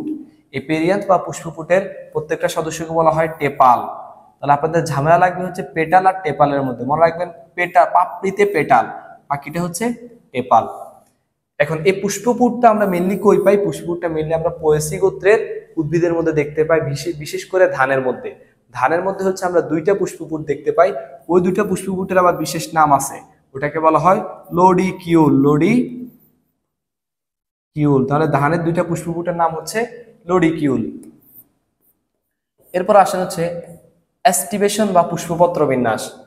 আচ্ছা, এর মধ্যে দেখেন আপনার 6টা প্রকার আছে। তাহলে আমরা যখন অমরা বিন্যাস বা প্লাজেন্টেশন পড়ব, তখন সেখানে আমরা টোটাল 7টা প্রকার পড়ব। তাহলে প্রকার দিয়ে হচ্ছে পরীক্ষায় কোশ্চেন আসার সম্ভাবনা আছে। তাহলে হচ্ছে আপনারা যদি একটা আমরা মনে রাখতে পারি, তাহলে বাকিটা থেকে আমরা হচ্ছে ডিফারেন্সিয়েট করতে পারবো। কিভাবে মনে রাখবো? ও ভাই তুই কই ভ্যাকসিন দে। তাহলে ওতে ওপেন, ভাইতে ভালভেট, তুইতে টুইস্টেড, কতে কুইনক্যান্সিয়াল, রসিতে ইমব্রিকেট, ভ্যাকসিনে হচ্ছে ভ্যাক্সিলারি। এর মধ্যে থেকে লক্ষ্য করেন ওতে ওপেন, তাহলে ওপেন হচ্ছে গন্ধরাজের এস্টিভেশন। এটা হচ্ছে মনে রাখতে পারেন যে আপনারা বাসার মধ্যে মনে করেন যে হচ্ছে 2 দিন আগে বাসার মধ্যে একটা পাতিলের মধ্যে তরকারি রান্না করে রাখছেন। 2 দিন পরে আপনি যদি পাতিলের ঢাকনাটা হচ্ছে আপনি ওপেন করেন বা খোলেন, তখন ভিতর থেকে কি বের হবে? গন্ধ বের হবে। তাহলে মনে রাখবেন হচ্ছে ওপেন করলে কি বের হয়? ওপেন করলে গন্ধ বের হয়, এই জন্য হচ্ছে ওপেন হচ্ছে গন্ধরাজের এস্টিভেশন। আর ভালভেটে মনে রাখবেন আমরা কি দিয়ে মনে রাখছি? ভাই দিয়ে। তাহলে কি ভাই? আজব ভাই মনে রাখবেন, আজব ভাই। তাহলে আকন্দ, আতা, জবা, বাবলা। এরপর আসেন টুইস্টেড বা পাকানো, এটা আমরা কোথায় পাই? জবার দলমণ্ডল এবং হচ্ছে করবিতে পাই। এখানে আরো 2টা বিশেষ জিনিস আমাদেরকে মনে রাখতে হবে, যে জবা যেটা যেখানে থাকবে সেটা হচ্ছে মালবেসি। তাহলে মালবেসি গোত্রের দলমণ্ডলের মধ্যে আমরা হচ্ছে টুইস্টেড বা পাকানো এস্টিভেশন পাবো। আর মালবেসি গোত্রের বৃত্তির মধ্যে আমরা ভালভেট বা প্রান্ত স্পর্শী এস্টিভেশন পাবো। এর পরবর্তীতে আসেন হচ্ছে ইমব্রিকেট। ইমব্রিকেটের মধ্যে কি আছে? ইন্ডিকেটের মধ্যে হচ্ছে প্রথমে হচ্ছে কৃষ্ণচূড়া, কালকাসুন্দা এবং হচ্ছে বাদর লাঠি। তাহলে এখানে আপনার মাঝখান থেকে নিয়ে আসতে পারেন যে হচ্ছে এর 2টা অক্ষর, যে একটা কতে কৃষ্ণচূড়া, কতে কালকাসুন্দা, আর হচ্ছে বতে হচ্ছে বাদর লাঠি। মাঝখানে 2টা ওয়ার্ড আপনি বিশেষ করে মাথায় রাখতে পারেন। এরপর হচ্ছে কুইনকানসিয়াল। তাহলে কুইন মানে কি? কুইন মানে হচ্ছে রানী, মনে রাখবেন হচ্ছে রানী সাপ ভয় পায়। তাহলে সহকারে হচ্ছে শত সরিষা, পথে হচ্ছে পেয়ারা। এর পরবর্তী আসেন ভ্যাক্সিলারি। ভ্যাক্সিলারিতে মনে রাখতে পারেন হচ্ছে অসীম। ভ্যাক্সিলারি হচ্ছে অসীম, পথে অপরাজিতা, সীম এবং হচ্ছে মটর। ঠিক আছে, তাহলে ভ্যাক্সিলারি কিভাবে মনে রাখবেন? যে অনেক অসীম ভ্যাকসিন, আমরা ভ্যাকসিন মনে রাখছি ভ্যাক্সিলারি দিয়ে হচ্ছে ভ্যাকসিনে ভ্যাক্সিলারি, তাহলে হচ্ছে অসীম মানে অনেক ভ্যাকসিন আছে। ঠিক আছে, যে করোনার সময় যখন ভ্যাকসিন দিচ্ছে তাহলে অসংখ্য অসীম ভ্যাকসিন আছে না? তাহলে মনে রাখবেন অসীম দিয়ে অপরাজিতা, সিম এবং হচ্ছে মটর। আর আরেকটা জিনিস মনে রাখবেন যে যাহা ভ্যাক্সিলারি তাহাই মার্জিনাল, যাহা ভ্যাক্সিলারি তাহাই মার্জিনাল। তাহলে মার্জিনাল মানে কি? মার্জিনাল হচ্ছে অমরা বিন্যাসের প্রথম যে প্রকার সেটা হচ্ছে মার্জিনাল বা এক প্রান্তীয়। তাহলে ভ্যাক্সিলারির মধ্যে আমরা যে উদাহরণগুলো পাই আর মার্জিনালের মধ্যে আমরা সেম উদাহরণগুলো পাবো। এর পরবর্তীতে আসেন হচ্ছে ফুল। ফুলের মধ্যে থেকে লক্ষ্য করেন অনেক ধরনের ফুল আছে, আমরা জাস্ট কয়েকটা বিশেষ বিশেষ একটা একটা করে নাম জানবো। প্রথমত উভয়লিঙ্গ পুষ্প, সম্পূর্ণ পুষ্প, সমাঙ্গ পুষ্প। এই তিনটার উদাহরণ হচ্ছে জবা। এরপর আসেন একলিঙ্গ পুষ্প, পুংপুষ্প, স্ত্রী পুষ্প। এই তিনটার উদাহরণ হচ্ছে লাউ। আর ক্লীব পুষ্প হচ্ছে বাগানে সৌন্দর্যবর্ধক উদ্ভিদগুলো হচ্ছে সৌন্দর্যবর্ধক উদ্ভিদ, ঠিক আছে, বর্ধক উদ্ভিদ, এটা মনে রাখতে পারেন, সৌন্দর্যবর্ধক উদ্ভিদগুলো। আর অসম্পূর্ণ পুষ্প হচ্ছে কুমড়া। তাহলে এটা কিভাবে মনে রাখবেন যে কুমড়া যখন কাটে তাহলে কুমড়ার মাঝখানটা কি থাকে, খালি থাকে। তাহলে খালি মানে কি, অসম্পূর্ণ। তাহলে এটা এভাবে মনে রাখতে পারেন যে হচ্ছে কুমড়া হচ্ছে অসম্পূর্ণ ফুলের উদাহরণ। আর অসমাঙ্গ হচ্ছে মটরশুঁটি। এরপরে অপ্রতিসম হচ্ছে কলাবতী। আচ্ছা, এক প্রতিসম হচ্ছে অপরাজিতা। আর একটা হচ্ছে শিম। আর বহু প্রতিসম হচ্ছে সরিষা। আর একটা হচ্ছে জবা। এখন এই যে তিনটা আছে স্পেসিফিক, এই তিনটা আমাদেরকে ভালো করে পড়তে হবে। প্রথমত এই তিনটা থেকে আমরা পড়বো হচ্ছে গর্ভপাত ও পুষ্পের মধ্যে গর্ভাশয়টা কেমন থাকে। গর্ভাশয়টা থাকে হচ্ছে অধিগর্ভ গর্ভাশয়।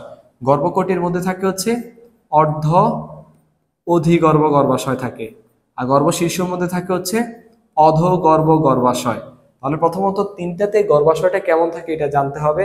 সেকেন্ড হচ্ছে গর্ভপাততে আমরা উদাহরণ পড়বো হচ্ছে ধান সাজে, ধান, সরিষা, জবা। আর গর্ভকটিতে মনে রাখবো কাটে, তাহলে কি কাটে, গোলাপি, শিম কাটে। তাহলে গোলাপিতে গোলাপ, শিমে শিম, দুইটা উদাহরণ। আর কাটেতে গর্ভকটি। আচ্ছা, শীর্ষতে মনে রাখতে পারেন শীর্ষটা কেমন, শীর্ষ পাকা, শীর্ষ পাকা, পেয়ারা, কুমড়া। আচ্ছা, এর পরবর্তী আসেন হচ্ছে অমরা বিন্যাস বা প্লাজেন্টেশন।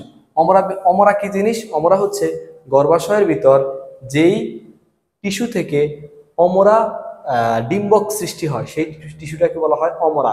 আর গর্ভাশয়ের ভিতরে অমরায়ের বিন্যাস পদ্ধতিটাই হচ্ছে অমরা বিন্যাস।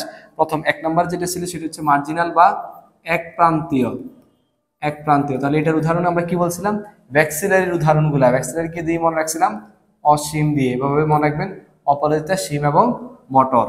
এরপর আসেন ফ্রি সেন্ট্রাল বা মুক্ত মধ্য। মানে মুক্ত মধ্য মনে রাখতেন ফ্রি, ফ্রি কে আছে, ফ্রি মনে রাখবেন ফ্রি তানিয়া, তুত এবং নুনিয়া শাক, তুত এবং নুনিয়া শাক। ভেজাল বা মূলীয় মনে রাখতে পারেন হচ্ছে ত্রিসুধা, ত্রিধারা সূর্যমুখী ধান। এখন যেইখানে ধান থাকবে সেটা হচ্ছে পোয়েসি। তাহলে পোয়েসি গোত্রের মধ্যে আমরা অমরা বিন্যাস কেমন পাবো, ভেজাল বা মূলীয়। এরপর আসেন এক্সাইল বা উক্ষীয়তে হচ্ছে জবা। তাহলে জবা যেখানে থাকবে সেটা হচ্ছে মালবেসি, মালবেসিতে আমরা কেমন পাবো, এক্সাইল বা অক্ষীয়। এর পরবর্তী আসেন এপিকেল, তার বাংলা হচ্ছে শীর্ষক। আচ্ছা, তাহলে শীর্ষক এটা মনে রাখতে পারি হচ্ছে ধনিয়ার শীর্ষ লাল। তাহলে ধনিয়াতে একটা ধনিয়া একটা উদাহরণ, শীর্ষতে শীর্ষক বা শীর্ষক বা হচ্ছে এপিকেল, ল আকারে হচ্ছে লাল পাতা, লতে লটকন। এরপর আসে হচ্ছে সুপারফিশিয়াল বা হচ্ছে গাত্রীয়। সুপারফিশিয়াল বা গাত্রীয়তে পড়তে পারি হচ্ছে পদ্মার গাত্রে শাপলা শালুক। তাহলে পদ্মতে গাত্রেতে হচ্ছে গাত্রীয় বা সুপারফিশিয়াল। আর পদ্ম একটা উদাহরণ, শাপলা একটা উদাহরণ, শালুক একটা উদাহরণ। একদম শেষে হচ্ছে প্যারাটাল বা হচ্ছে বহুপ্রান্তীয়। তাহলে লিখতে পারেন হচ্ছে বহুলাস স্বরে, ঠিক আছে, বহুলাস স্বরে দিয়ে মনে রাখতে পারেন। বহুতে হচ্ছে বহুপ্রান্তীয়, ল আকারে হচ্ছে লাউ, শতে শশা, শতে শশা, আর হচ্ছে স্বরেতে হচ্ছে সরিষা।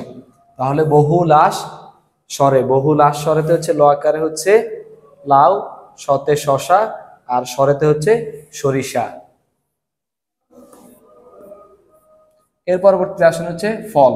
ফলের মধ্যে থেকে লক্ষ্য করেন আমরা একটু হচ্ছে এদের গুরুত্বের ভিত্তিতে হচ্ছে আমরা একটু মার্কিং করি। প্রথমত হচ্ছে অপ্রকৃত থেকে গুচ্ছিত পর্যন্ত, এগুলো হচ্ছে আমাদের জন্য বেশি গুরুত্বপূর্ণ।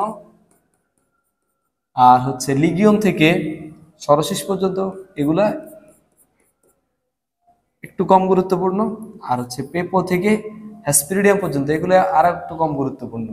আর লক্ষ্য করেন প্রথমত হচ্ছে আমরা একটু কিছুটা হচ্ছে আমরা সহজ করে ফেলি। প্রথমত কাঁঠাল এবং আনারস, এই দুইটা ফলেরই হচ্ছে বাহিরের দিকে একটা মিল আছে। মিলটা কি, দুইটাতে হচ্ছে বাহিরে কাঁটা আছে, তাই না? কাঁঠাল এবং আনারস, তাহলে কাঁঠাল আনারস অপ্রকৃত, কাঁঠাল আনারস যৌগিক, কাঁঠাল আনারস সরশীষ। মানে কাঁঠাল আনারস দিয়ে আমাদের 3টা পড়া শেষ। এরপর আসেন প্রকৃত, মানে হচ্ছে যেই ফলগুলা ফুলের গর্ভাশয় থেকে তৈরি হয় তাকে বলা হয় প্রকৃত, যেমন আম, জাম, লিচু। এর পরবর্তীতে আসেন অপ্রকৃত, হচ্ছে যেই ফল ফুলের গর্ভাশয় ব্যতীত অন্য অংশ থেকে তৈরি হয় তাকে বলা হয় অপ্রকৃত ফল, যেমন আপেল, কাঁঠাল, আনারস। সরল ফল হচ্ছে যদি একটা ফুল থেকে একটা ফল তৈরি হয় তাকে বলা হয় সরল ফল, যেমন হচ্ছে আম, ধান। আর যৌগিক ফল হচ্ছে যদি একটা আমরা জানি উদ্ভিদের মঞ্জরি দণ্ডের মধ্যে যেখান থেকে ফুল তৈরি হয় অনেকগুলা ফুল থাকে, এই অনেকগুলা একটা মঞ্জরি দণ্ডের মধ্যে অনেকগুলা ফুল থাকে, এই সমগ্র মঞ্জরি দণ্ড থেকে যদি একটা ফল তৈরি হয় তখন তাকে বলা হয় যৌগিক ফল। উদাহরণ কি, কাঁঠাল, আনারস। গুচ্ছিত হচ্ছে একটা ফুলের মুক্ত গর্ভাশয়গুলো থেকে যদি এক গুচ্ছ ফল তৈরি হয় তাকে বলা হয় গুচ্ছিত ফল, যেমন আতা এবং স্ট্রবেরি। লিগিউম হচ্ছে যদি একটা ফল যদি 2টা কপাটে বিদীর্ণ হয়, যেমন শিম এবং মটরশুঁটি। তাহলে শিম আপনারা সবাই দেখছেন, এটা 2টা কপাট থাকে, তাহলে 2টা কপাটে বিদীর্ণ হলে সেটা হচ্ছে লিগিউমের উদাহরণ। আর ক্যাপসিউল হচ্ছে যদি একটা ফল 2-এর অধিক মানে অনেকগুলো কপাটে বিদীর্ণ থাকে, যেমন আপনারা ঢেঁড়স দেখছেন, ঢেঁড়সে দেখবেন হচ্ছে অনেকগুলা কপাট থাকে, তাহলে অনেকগুলা কপাটে যদি বিদীর্ণ হয় তখন তাকে বলা হয় ক্যাপসিউল। তাহলে ক্যাপসিউল উদাহরণ কি, ঢেঁড়স, ধুতুরা এবং পাট। ক্যারিওপসিস, ক্যারিওপসিসটা এভাবে মনে রাখতে পারেন যে একটা সিনারিও দিয়ে, যে গ্রামের দিকে যখন কৃষকরা ক্ষেত থেকে ধান বাড়িতে নিয়ে যায় তখন কিভাবে নেয়, ক্যারি করে নেয়। মনে রাখবেন হচ্ছে ধান দেখবেন হচ্ছে কাঁধের মধ্যে একটা লাঠি দিয়ে সামনে কিছু ধান পিছনে কিছু ধান নিয়েছে, এভাবে হাত দিয়ে ধরে নিয়ে যায়। এটাকে বলা হয় ধান কৃষকরা কি করে, ক্যারি করে। তাহলে ক্যারিতে হচ্ছে ধান ক্যারি করে। আর যেখানে ধান থাকবে তার পাশাপাশি কি থাকবে, গম থাকবে, তাহলে ধান গম ক্যারি করে। এই জন্য হচ্ছে ক্যারিওপসিসের উদাহরণ হচ্ছে ধান এবং গম। আর ধান যেখানে থাকবে সেটা হচ্ছে পোয়েসি, তাহলে পোয়েসি গোত্রতে আমরা হচ্ছে ক্যারিওপসিস পাবো। সিলিকিওর উদাহরণ কি, সিলিকিওতে হচ্ছে সরিষা এবং হচ্ছে মূলা। সাইজোকার্প হচ্ছে ধনে, গাজর। আর বেরিতে মনে রাখতে পারেন হচ্ছে আপনাকে কেউ কিছু খাইতে দিছে, এখন আপনার কাছে টক লাগছে জিনিসটা, কিন্তু টকের ইংরেজি জানেন না, তাহলে আপনি কি বলবেন, জিনিসটা বেরি টক, বেরি টক। তাহলে সে টতে টমেটো, কতে কলা। আর সরশীষ হচ্ছে আমরা আগেই বলছি কাঁঠাল এবং আনারস। এই সবগুলো পড়ার পরে যদি আপনার কাছে মোটামুটি পড়া শেষে হচ্ছে আপনি শেষে পড়বেন হচ্ছে পেপো, ড্রপ এবং হ্যাসপিরিডিয়াম। তাহলে পেপোর মধ্যে কি আছে, কুমড়া, শশা। ড্রপের মধ্যে হচ্ছে আম, কুল এবং আমড়া। আর হ্যাসপিরিডিয়ামের মধ্যে হচ্ছে কমলা, বাতাবি লেবু। এর পরবর্তীতে আসেন হচ্ছে আমরা চলে যাই হচ্ছে একবীজপত্রী ও দ্বিবীজপত্রী উদ্ভিদের মধ্যে। এখান থেকে প্রথমত হচ্ছে আমরা একবীজপত্রী উদ্ভিদের বৈশিষ্ট্যটা আমরা পড়ি। এক গুচ্ছ সমান্তরাল বীজ, তাহলে একে তার বীজপত্র থাকে একটা, গুচ্ছতে হচ্ছে গুচ্ছ মূল, সমান্তরাল হচ্ছে শিরাবিন্যাস সমান্তরাল, বিশে মনে রাখবো বতে বীজপত্র, শতে শীর্ষে। তাহলে যার বীজপত্র শীর্ষে থাকবে তার ভ্রূণমুকুল, ভ্রূণমুকুল হচ্ছে পার্শ্বে থাকবে, পার্শ্বে থাকবে। আচ্ছা, এবং একবীজপত্রীতে ফুলের স্তবক সংখ্যাগুলো 3 বা 3-এর গুণিতক থাকে, এটাকে বলা হয় ট্রাইমেরাস। এর পরবর্তীতে আসেন হচ্ছে দ্বিবীজপত্রী। তাহলে দ্বিবীজপত্রী থেকে আমরা পড়বো হচ্ছে 2টি প্রধান জালিকা। তাহলে হচ্ছে 2টিতে হচ্ছে বীজপত্র 2টা, প্রধানে হচ্ছে প্রধান মূল, জালিকাতে হচ্ছে জালিকা শিরাবিন্যাস থাকে। আর এইখানে আমরা যে জিনিসটা পড়ছি তার ঠিক উল্টা হচ্ছে এখানে যেমন এখানে যদি বীজপত্র শীর্ষে থাকে এখানে বীজপত্র পার্শ্বে থাকবে, এখানে ভ্রূণমুকুল পার্শ্বে থাকলে এখানে ভ্রূণমুকুল হচ্ছে শীর্ষে থাকবে। আচ্ছা, এর পরবর্তী আসেন, এখানে যেহেতু ফুলের স্তবকগুলো 3 বা 3 এর গুণিতক থাকে, এখানে থাকবে হচ্ছে 4 বা 4 এর গুণিতক অথবা 5 বা 5 এর গুণিতক, এটাকে বলা হয় টেট্রামেরাস অথবা পেন্টামেরাস। আরেকটা জিনিস হচ্ছে বেসিক পার্থক্য হচ্ছে যে একবীজপত্রী এবং দ্বিবীজপত্রী উভয়ের মধ্যে জাইলেম এবং ফ্লোয়েম থাকে, কিন্তু দ্বিবীজপত্রীর কাণ্ডের মধ্যে জাইলেম এবং ফ্লোয়েমের মাঝখানে ক্যাম্বিয়াম থাকে। একবীজপত্রীতে কি থাকে না, মাঝখানে জাইলেম ফ্লোয়েমের মাঝখানে ক্যাম্বিয়াম থাকে না। এই ক্যাম্বিয়াম না থাকার কারণে তাদের কি হয় না, সেকেন্ডারি বৃদ্ধি হয় না। কিন্তু দ্বিবীজপত্রী উদ্ভিদের কাণ্ডের মধ্যে ক্যাম্বিয়াম থাকার কারণে তাদের হচ্ছে সেকেন্ডারি বৃদ্ধি ঘটে, সেকেন্ডারি বৃদ্ধি বা গৌণ বৃদ্ধি ঘটে। তাহলে একটা শব্দ মনে রাখবেন যে ক্যাম্বিয়ামের সাথে কার মিল আছে, সেকেন্ডারি বৃদ্ধি বা গৌণ বৃদ্ধির। তাহলে আমরা ক্যাম্বিয়াম সেকেন্ডারি এই শব্দটা আমাদের পরবর্তীতে আবার কাজে লাগবে। এর পরবর্তীতে আসেন হচ্ছে পোয়েসি এবং মালবেসি গোত্রের শনাক্তকারী বৈশিষ্ট্য। তাহলে এরকম একটা চার্ট আপনি নিজে তৈরি করে নিতে পারেন। তৈরি করলে কি হবে, আপনার পড়াটা দেখবেন অনেক বেশি তাড়াতাড়ি এবং হচ্ছে অনেক ইফেক্টিভ ভাবে হচ্ছে পড়তে পারবেন। প্রথমত হচ্ছে স্বরূপ, তাহলে পোয়েসি গোত্রের মধ্যে স্বরূপ হচ্ছে বিরুদ্ধ হয়, তাই না?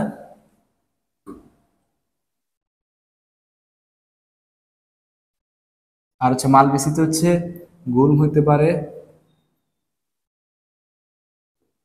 বৃক্ষ হইতে পারে, অথবা হচ্ছে বিরুদ্ধ হইতে পারে। আচ্ছা, এরপর আসেন হচ্ছে মূল। তাহলে পোয়েসি গোত্রের মূল কেমন থাকে, গুচ্ছ মূল থাকে, এখানে হচ্ছে প্রধান মূল থাকে। হ্যাঁ, এরপরে কাণ্ডটা এখানে কেমন থাকে, ফাঁপা কাণ্ড থাকে, আর এখানে কাণ্ডটা হচ্ছে কাষ্ঠল থাকে। আরেকটা শব্দ মনে রাখবে যে মালবেসিতে মিউসিলেজ, মালবেসিতে মিউসিলেজ, মিউসিলেজ। তাহলে মিউসিলেজ থাকার কারণে মালবেসি গোত্রের উদ্ভিদের কচি কাণ্ড বা হচ্ছে পাতার বিভিন্ন অংশগুলো হচ্ছে পিচ্ছিল হয়। আর পাতাটা হচ্ছে পোয়েসি গোত্রের পাতার মধ্যে একটা বিশেষ বৈশিষ্ট্য হচ্ছে পাতার মধ্যে হচ্ছে লিগিউল থাকে, লিগিউল। আর এদের পাতার মধ্যে হচ্ছে একটা বিশেষ জিনিস থাকে, যেমন হচ্ছে পাতার নিচে পাতা সদৃশ যে অংশটা এটাকে বলা হয় উপপত্র। তাহলে কি ধরনের উপপত্র থাকে, মুক্ত পার্শ্বীয় উপপত্র থাকে, ঠিক আছে? তাহলে মুক্ত পার্শ্বীয় উপপত্র থাকে।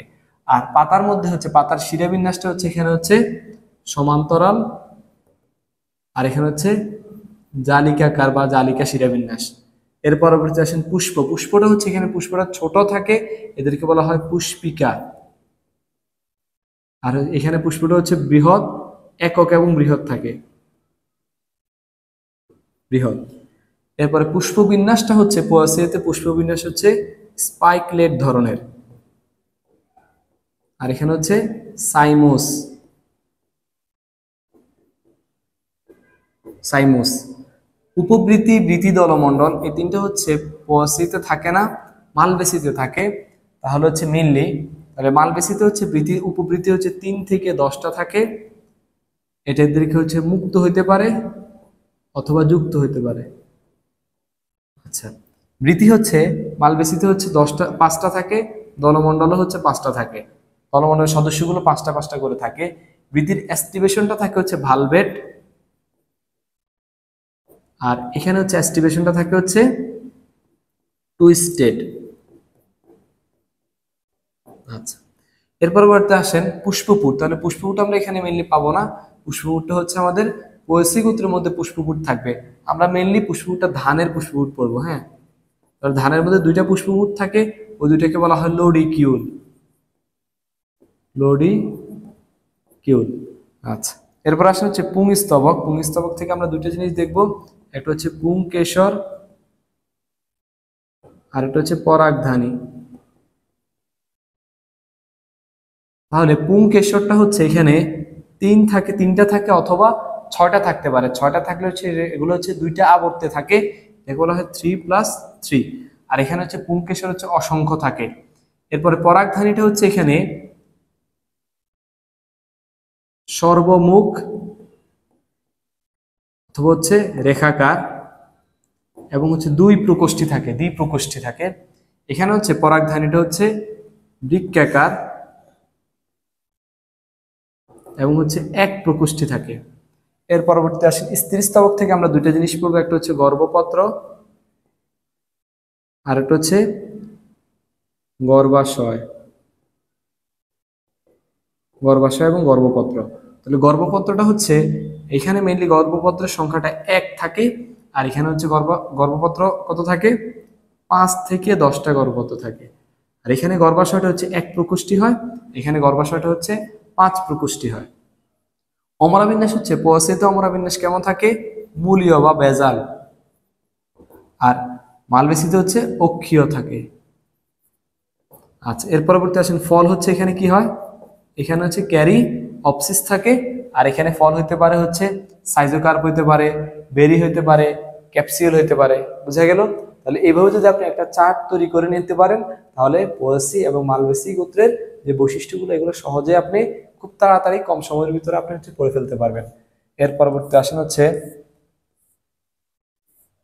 এগুলো মোটামুটি আমাদের সবগুলোই পড়া শেষ। এরপরে আসেন পোয়াসি গোত্রের উদ্ভিদগুলা। তাহলে গুরুত্বপূর্ণ উদ্ভিদগুলো থেকে আমরা প্রথমত লক্ষ্য করব হচ্ছে উদ্ভিদগুলোর নাম পড়বো গুরুত্বের বেসিসে। 1 নাম্বার নাম পড়বো, 2 হচ্ছে আমাদের যেগুলো গুরুত্বপূর্ণ সেগুলোর হচ্ছে আমরা বৈজ্ঞানিক নামটা পড়বো। তাহলে আমরা বলে দিব কোনগুলো বৈজ্ঞানিক নাম পড়বো, এবং হচ্ছে ভিতর থেকে আমরা স্পেসিফিক কয়েকটা জিনিস পড়বো। প্রথমত বৈজ্ঞানিক নাম আমাদেরকে পড়তে হবে 1 থেকে 7 পর্যন্ত।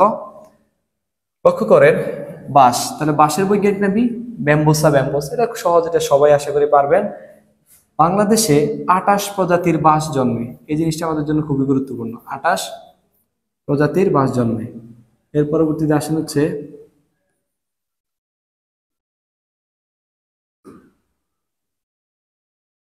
আচ্ছা 28 প্রজাতির বাঁশ জন্মে।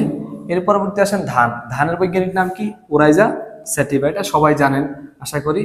এখন পৃথিবীতে 60% মানুষের প্রধান খাদ্য আসে হচ্ছে ধান বা চাল থেকে। এর পরবর্তী আসেন আখ। আখ থেকে মনে রাখবেন কি পাই আমরা, চিনি পাই, ঠিক আছে?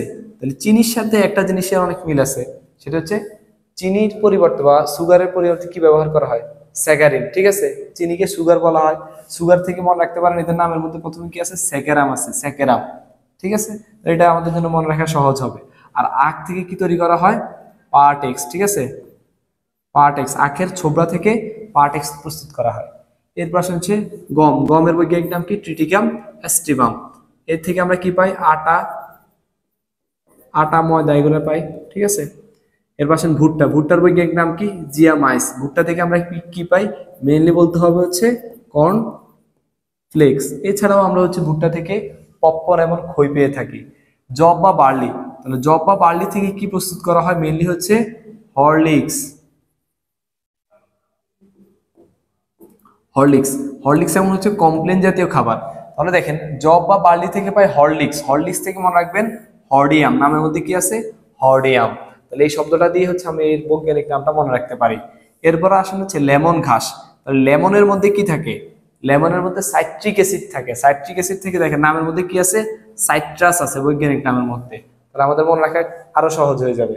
লেমন ঘাস কোথায় ব্যবহৃত হয়, এটা হচ্ছে সুগন্ধির জন্য ব্যবহার করা হয়, কোথায়, চাইনিজ সুপে মেনলি ব্যবহার করা হয়। এরপর আসেন হচ্ছে আমরা জাস্ট এগুলো নাম পড়বো, যে নন খাগাও এই গোত্রের মধ্যে আছে, ঝাড়ু ঘাস আছে, দুর্বা ঘাস আছে। দুর্বা ঘাস থেকে হচ্ছে আমরা পড়তে পারি হচ্ছে যে দুর্বা ঘাসের বৈজ্ঞানিক নামটা একটু দেখতে পারেন। আর দুর্বা ঘাস থেকে পড়বো এটার ইউজটা পড়বো, ইউজটা কি, এটা হচ্ছে রক্তপাত বন্ধ এবং হচ্ছে ক্ষত নিরাময় ব্যবহৃত হয়, রক্তপাত বন্ধ এবং হচ্ছে ক্ষত নিরাময় ব্যবহৃত হয়। এর পরবর্তী আসেন হচ্ছে মালবেসি গোত্র। মালবেসি গোত্র থেকে আমরা প্রথম 3টার হচ্ছে বৈজ্ঞানিক নাম পড়বো, আর ভিতরে বাকিগুলো পড়বো। প্রথমত হচ্ছে জবা। জবা হচ্ছে চুলের যত উপকারিতা সব জবা করবে, চুলের উপকারিতা।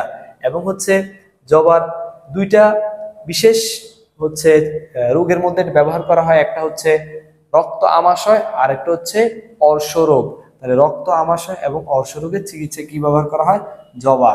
আর ঢেঁড়স, ঢেঁড়স থেকে আমরা পড়বো হচ্ছে কচি ঢেঁড়সে কি থাকে, লৌহ বা আয়রন থাকে। কচি ঢেঁড়সে কি থাকে, লৌহ বা আয়রন থাকে।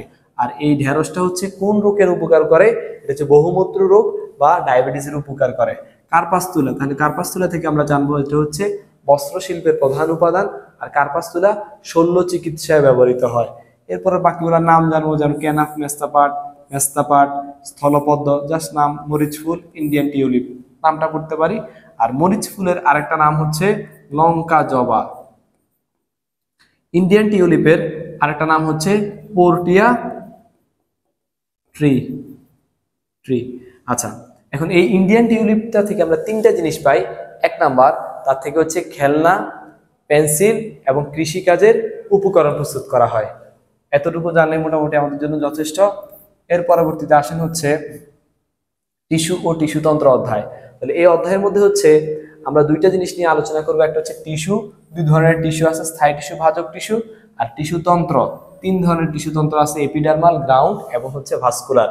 তাহলে প্রথমত আসেন হচ্ছে আমরা টিস্যু নিয়ে আলোচনা করি। তাহলে টিস্যু কাকে বলে? টিস্যু হচ্ছে একগুচ্ছ কোষ, তাদের উৎপত্তি যদি একই স্থান থেকে হয় এবং তারা একই ধরনের কাজ করলে আর একই সাথে থাকলে তাদেরকে বলা হয়, ওই কোষগুচ্ছকে বলা হয় কি? টিস্যু। এখন টিস্যু হচ্ছে দুই ধরনের, ভাজক টিস্যু, যেটার আরেকটা নাম হচ্ছে মেরিস্টেম বা মেরিস্টেমেটিক টিস্যু, স্থায়ী টিস্যু, এটাকে আমরা আরেকটা বলতে পারি পার্মানেন্ট টিস্যু বলতে পারি। এর পরবর্তী আসেন হচ্ছে এই যে চিত্রটা, এই চিত্রটা এতদিন যেভাবে দেখছেন আজকে একটু ভিন্নভাবে আপনাকে তাকাইতে হবে বা দেখতে হবে। প্রথমত হচ্ছে লক্ষ্য করেন, এটা থেকে আমরা ভাজক টিস্যু এবং স্থায়ী টিস্যুর বৈশিষ্ট্যগুলো পড়ে ফেলবো। আচ্ছা, এই চিত্র হচ্ছে ভাজক টিস্যুর চিত্র। এই চিত্রের সাথে যেই বৈশিষ্ট্যগুলো ম্যাচ করবে সেগুলো হচ্ছে ভাজক টিস্যুর বৈশিষ্ট্য, যেগুলো ম্যাচ করবে না সেটা হচ্ছে স্থায়ী টিস্যুর বৈশিষ্ট্য। এক নাম্বার, লক্ষ্য করেন, ভাজক টিস্যুর কোষগুলা বিভাজিত হয়, তাহলে এটাগুলো কি হবে? এগুলো হচ্ছে জীবিত হবে। আর স্থায়ী টিস্যুর কোষগুলা জীবিত হইতে পারে বা মৃত হইতে পারে। দুই নাম্বার, আপনি যদি বাইরের দিকে তাকান, এটা হচ্ছে তার কোষ প্রাচীর। তাহলে তার কোষ প্রাচীরের দিকে তাকালে আমরা দেখতে পাচ্ছি তার কোষ প্রাচীরটা কেমন? পাতলা। তাহলে ভাজক টিস্যুর কোষ প্রাচীরটা হচ্ছে পাতলা হয়, আর স্থায়ী টিস্যুর কোষ প্রাচীর হচ্ছে পুরু বা মোটা হবে। এর পরবর্তী যদি নিউক্লিয়াসের দিকে যদি আমরা তাকাই, তাহলে ভাজক টিস্যুর নিউক্লিয়াসটা হচ্ছে আকারে, নিউক্লিয়াসটা কেমন থাকে? আকারে বড় থাকে এবং হচ্ছে মাঝখানে অবস্থান করে। স্থায়ী টিস্যুর নিউক্লিয়াসটা কই থাকবে? নিউক্লিয়াসটা হচ্ছে আকারে ছোট থাকবে এবং হচ্ছে কোষের এক পাশে অবস্থান করবে। এর পরবর্তীতে আসেন হচ্ছে যার নিউক্লিয়াসটা বড় বড় থাকবে, তার সাইটোপ্লাজমটা কি হয়ে যাবে? ঘন হবে। তাহলে ভাজক টিস্যুতে সাইটোপ্লাজম ঘন হবে, আর স্থায়ী টিস্যুতে সাইটোপ্লাজম কেমন থাকবে? পাতলা বা সাইটোপ্লাজম পরিমাণে কম থাকবে। এগুলো 4 নাম্বার। এরপর আসেন 5 যদি আমরা বলতে পারি হচ্ছে এর ভিতরে, ভাজক টিস্যুর ভিতরে কোনো হচ্ছে কোষ গহ্বর থাকে না, আর কোষ গহ্বর থাকলেও সেটি হচ্ছে ছোট আকৃতির, কিন্তু স্থায়ী টিস্যুতে বড় আকৃতির কোষ গহ্বর থাকে। এর পরবর্তীতে আসেন হচ্ছে আমরা বলতে পারি হচ্ছে ভাজক টিস্যুর ভিতরে কোনো খরিত মিশ্রিত বর্জ্য পদার্থ থাকে না, কিন্তু স্থায়ী টিস্যুর ভিতরে খরিত মিশ্রিত বর্জ্য পদার্থগুলো থাকে। আর এদিকে যদি লক্ষ্য করেন, এই কোষ এবং এই কোষ, দুটো কোষের মাঝখানে কোনো ফাঁকা স্থান নাই, তাহলে ভাজক টিস্যুর কোষগুলোর মধ্যে অন্তঃকোষীয় ফাঁকা স্থান থাকবে না, কিন্তু স্থায়ী কোষ টিস্যুর মধ্যে কি থাকবে? অন্তঃকোষীয় ফাঁকা স্থান থাকবে। এর পরবর্তীতে আসেন, আপনি যদি এই কোষ এবং এই কোষের দিকে তাকান, দুইটা কোষেরই আকার আকৃতি কিন্তু একই রকম, তাহলে ভাজক টিস্যুর কোষগুলা আকার আকৃতি একই ধরনের বা একই রকম থাকবে, কিন্তু স্থায়ী টিস্যুর কোষগুলা আকার আকৃতি ভিন্ন থাকবে। ভাজক টিস্যুর কোষগুলোর আকার আকৃতি একই রকম, এটাকে বলা হয় কি? সমব্যাসীয় বলা হয়, সমব্যাসীয় থাকে। আচ্ছা, এখন দুইটা স্পেসিফিক জিনিস, যেমন মনে রাখবেন যে ভাজক টিস্যুর কোষগুলা বারবার বিভাজিত হয়, তাহলে তাদের বিপাকীয় হার বেশি থাকবে, আর স্থায়ী টিস্যুর কোষগুলার বিপাকীয় হার কম থাকবে। ভাজক টিস্যুর কোষগুলা বিভাজিত হওয়ার কারণে, বারবার বিভাজিত হওয়ার কারণে তাদের প্লাস্টিডটা পরিণত হইতে পারে না, এটাকে বলা হয় প্রোপ্লাস্টিড। আর পরিণত প্লাস্টিড থাকবে কোথায়? সেটি হচ্ছে স্থায়ী টিস্যুতে থাকবে পরিণত প্লাস্টিড। তাহলে মোটামুটি আমাদের হচ্ছে ভাজক টিস্যু এবং স্থায়ী টিস্যুর বৈশিষ্ট্যটা নিয়ে মোটামুটি আলোচনা করা হয়ে গেছে। এখন আসা হচ্ছে আমরা ভাজক টিস্যুর কাজ দেখব। তাহলে জাস্ট 4টা কাজ মনে রাখবেন। একটা হচ্ছে ভাজক টিস্যুর কাজগুলো কি? বিভাজিত হওয়া। ভাজক টিস্যুর কাজ বিভাজন, তাহলে বিভাজিত হয়ে সে উদ্ভিদকে দৈর্ঘ্য বৃদ্ধি করবে, উদ্ভিদের ব্যাস বা প্রস্থে বৃদ্ধি করবে, এবং হচ্ছে বিভাজিত হয়ে উদ্ভিদের ক্ষতস্থান পূরণ করবে। আর আরেকটা কাজ বলতে পারি হচ্ছে সেটি কি করবে? ভাজক টিস্যু থেকে হচ্ছে স্থায়ী টিস্যু তৈরি হয়, ভাজক টিস্যু থেকে স্থায়ী টিস্যু তৈরি হয়। এখন আসে হচ্ছে স্থায়ী টিস্যুর কাজ। তাহলে স্থায়ী টিস্যুর কাজ হচ্ছে 4টা। 1 নাম্বার, স্থায়ী টিস্যুর কাজ হচ্ছে খাদ্য প্রস্তুত করা। 2 নাম্বার, খাদ্য এবং পানি পরিবহন করা। 3 নাম্বার, খাদ্য এবং পানি সঞ্চয় করা। আর 4 নাম্বারে হচ্ছে স্থায়ী টিস্যু, সে যেহেতু স্থায়ী টিস্যু, এই জন্য সে কি করবে, উদ্ভিদকে যান্ত্রিক দৃঢ়তা প্রদান করবে। তাহলে মোটামুটি আমাদের ভাজক টিস্যু এবং স্থায়ী টিস্যুর কাজ এবং বৈশিষ্ট্য শেষ। এখন আসলে হচ্ছে ভাজক টিস্যুর প্রকারভেদ। তাহলে প্রকারভেদ দেখেন, যতগুলো দিক থেকে আপনার চিন্তা করেন, উৎপত্তি, অবস্থান, কোষ বিভাজন বা কাজ, সব অনুসারে কিন্তু হচ্ছে 3 প্রকার করে। আচ্ছা, তাহলে প্রথমত হচ্ছে আমাদের উৎপত্তি অনুসারে কোন 3টা, অবস্থান অনুসারে কোনটা, কোষ বিভাজন অনুসারে কোনটা, কাজ অনুসারে কোনটা, এটা আগে আমাদেরকে জানতে হবে। এর পরবর্তীতে আমরা হচ্ছে স্পেসিফিক ভাবে পড়ব। প্রথমত লক্ষ্য করেন, উৎপত্তি অনুসারে হচ্ছে প্রারম্ভিক, প্রাইমারি, সেকেন্ডারি। প্রারম্ভিকের আরেকটা নাম হচ্ছে প্রোমেরিস্টেম, আরেকটা নাম হচ্ছে প্রোমেরিস্টেম। এখন এখান থেকে আমরা হচ্ছে স্পেসিফিক ভাবে কয়েকটা শব্দ মনে রাখার চেষ্টা করব। যেমন প্রারম্ভিকটা কই থাকে, অগ্রভাগের শীর্ষ দেশে থাকে। এবং প্রারম্ভে তো মনে রাখতে পারেন, প্রারম্ভতে আরম্ভ, কি আরম্ভ হয়, এখানে সর্বপ্রথম বৃদ্ধি আরম্ভ বা সূচনা হয়, শেষ। এরপরে প্রারম্ভিক থেকে প্রাইমারি টিস্যু তৈরি হয়। প্রাইমারি টিস্যু কোত্থেকে তৈরি হয়, প্রারম্ভিক থেকে। এবং প্রাইমারি টিস্যুতে কই থাকে, এটা হচ্ছে মূল এবং কাণ্ডের শীর্ষে থাকে। আরেকটা শব্দ মনে রাখবেন, প্রাইমারি টিস্যু হচ্ছে ভ্রূণ অবস্থা থেকে আমৃত্যু, শব্দটা মনে রাখবেন। তাহলে এটার মানে কি, মানে হচ্ছে প্রাইমারি টিস্যুর উৎপত্তি হয় ভ্রূণ অবস্থায়, আর এটা আমৃত্যু বিভাজিত হতে থাকে বা আমৃত্যু বিভাজন অক্ষম থাকে। আর প্রাইমারি টিস্যু কারণ উদ্ভিদ কিসে বৃদ্ধি পায়, দৈর্ঘ্যে বৃদ্ধি পায়, শেষ। সেকেন্ডারি টিস্যু, তাহলে সেকেন্ডারি টিস্যু হচ্ছে কোনো একটা স্থায়ী টিস্যু যদি পরবর্তীতে বিভাজিত হয়, তাহলে ওই স্থায়ী টিস্যুকে স্থায়ী টিস্যু বলা হয় না, ওটাকে বলা হয় সেকেন্ডারি ভাজক টিস্যু। তাহলে সেকেন্ডারি ভাজক টিস্যুর উদাহরণ কি, উৎপত্তি থেকে, স্থায়ী টিস্যু থেকে। এবং উদাহরণ হচ্ছে আমরা যখন বলছিলাম ক্যাম্বিয়াম, মনে রাখার জন্য দেখেন, ক্যাম্বিয়াম থাকলে উদ্ভিদের কি ঘটে, সেকেন্ডারি বৃদ্ধি ঘটে। তাহলে সেকেন্ডারির মধ্যে সব উদাহরণ হবে হচ্ছে ক্যাম্বিয়াম। দেখেন, কর ক্যাম্বিয়াম, ইন্টারফেসিকুলার ক্যাম্বিয়াম, অতিরিক্ত ক্যাম্বিয়াম। তাহলে ক্যাম্বিয়াম গুলো হচ্ছে কার উদাহরণ, সেকেন্ডারির উদাহরণ।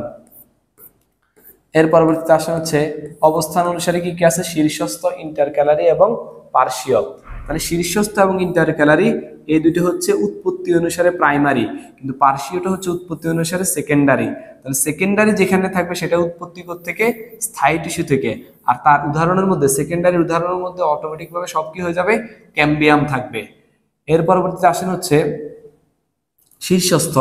তাহলে শীর্ষস্থ কই থাকবে, এটা মূল কাণ্ড, শাখা প্রশাখার শীর্ষে থাকবে। আর এটা দুইটা টিস্যু নিয়ে গঠিত, একটা হচ্ছে প্রারম্ভিক আর একটা হচ্ছে প্রাইমারি টিস্যু নিয়ে গঠিত। এবং হচ্ছে শীর্ষস্থ টিস্যু থেকে কি তৈরি হয়, এটা হচ্ছে প্রাথমিক স্থায়ী টিস্যু তৈরি করে। এবং হচ্ছে ইন্টারক্যালারি জিনিসটা হচ্ছে দুইটা স্থায়ী টিস্যুর মাঝখানে যদি একটি ভাজক টিস্যু থাকে, তখন ওই ভাজক টিস্যুকে বলা হয় ইন্টারক্যালারি বা নিবেশিত বা স্থায়ী টিস্যু, মধ্য ভাজক টিস্যু। আচ্ছা, এখানে হচ্ছে এটার থেকে তৈরি হয়, এগুলো হচ্ছে শীর্ষস্থ ভাজক টিস্যু হতে এটা সৃষ্টি হয়। এটা কই পাওয়া যায়, জাস্ট 3টা নাম পড়বেন, ঘাস, পাইন এবং হচ্ছে হর্স টেইল। এই 3টাতে হচ্ছে মেনলি, এই 3টার পত্রমূল, মধ্য পর্বের গোড়া এবং পর্বসন্ধি ফুলের গোটাতে হচ্ছে কি থাকে, ইন্টারক্যালারি বা নিবেশিত ভাজক টিস্যু থাকে। এর পরবর্তীতে আসেন কোষ বিভাজন অনুসারে। কোষ বিভাজন অনুসারে 3 প্রকার, মাস, প্লেট এবং রিব। তাহলে মাসের কারণে মনে রাখবেন হচ্ছে উদ্ভিদ সব তলে বিভাজিত হবে। প্লেটের কারণে, প্লেটের কয়টা তল থাকে, 2টা তল থাকে, এজন্য প্লেটের কারণে উদ্ভিদ 2 তলে বিভাজিত হবে। রিবে হচ্ছে 1 তলে বিভাজিত হবে। মাসের কারণে উদ্ভিদ বৃদ্ধি পাবে ঘনত্বে, প্লেটের কারণে উদ্ভিদ বৃদ্ধি পাবে আয়তনে, আর রিবের কারণে উদ্ভিদ একদিকে বা এক সারি কোষ সৃষ্টি হবে। এটা মনে রাখতে পারেন, একদিকে বৃদ্ধি পাবে, একদিকে মানে দৈর্ঘ্যে বৃদ্ধিও মনে হতে পারে, ঠিক আছে, মনে রাখতে পারেন।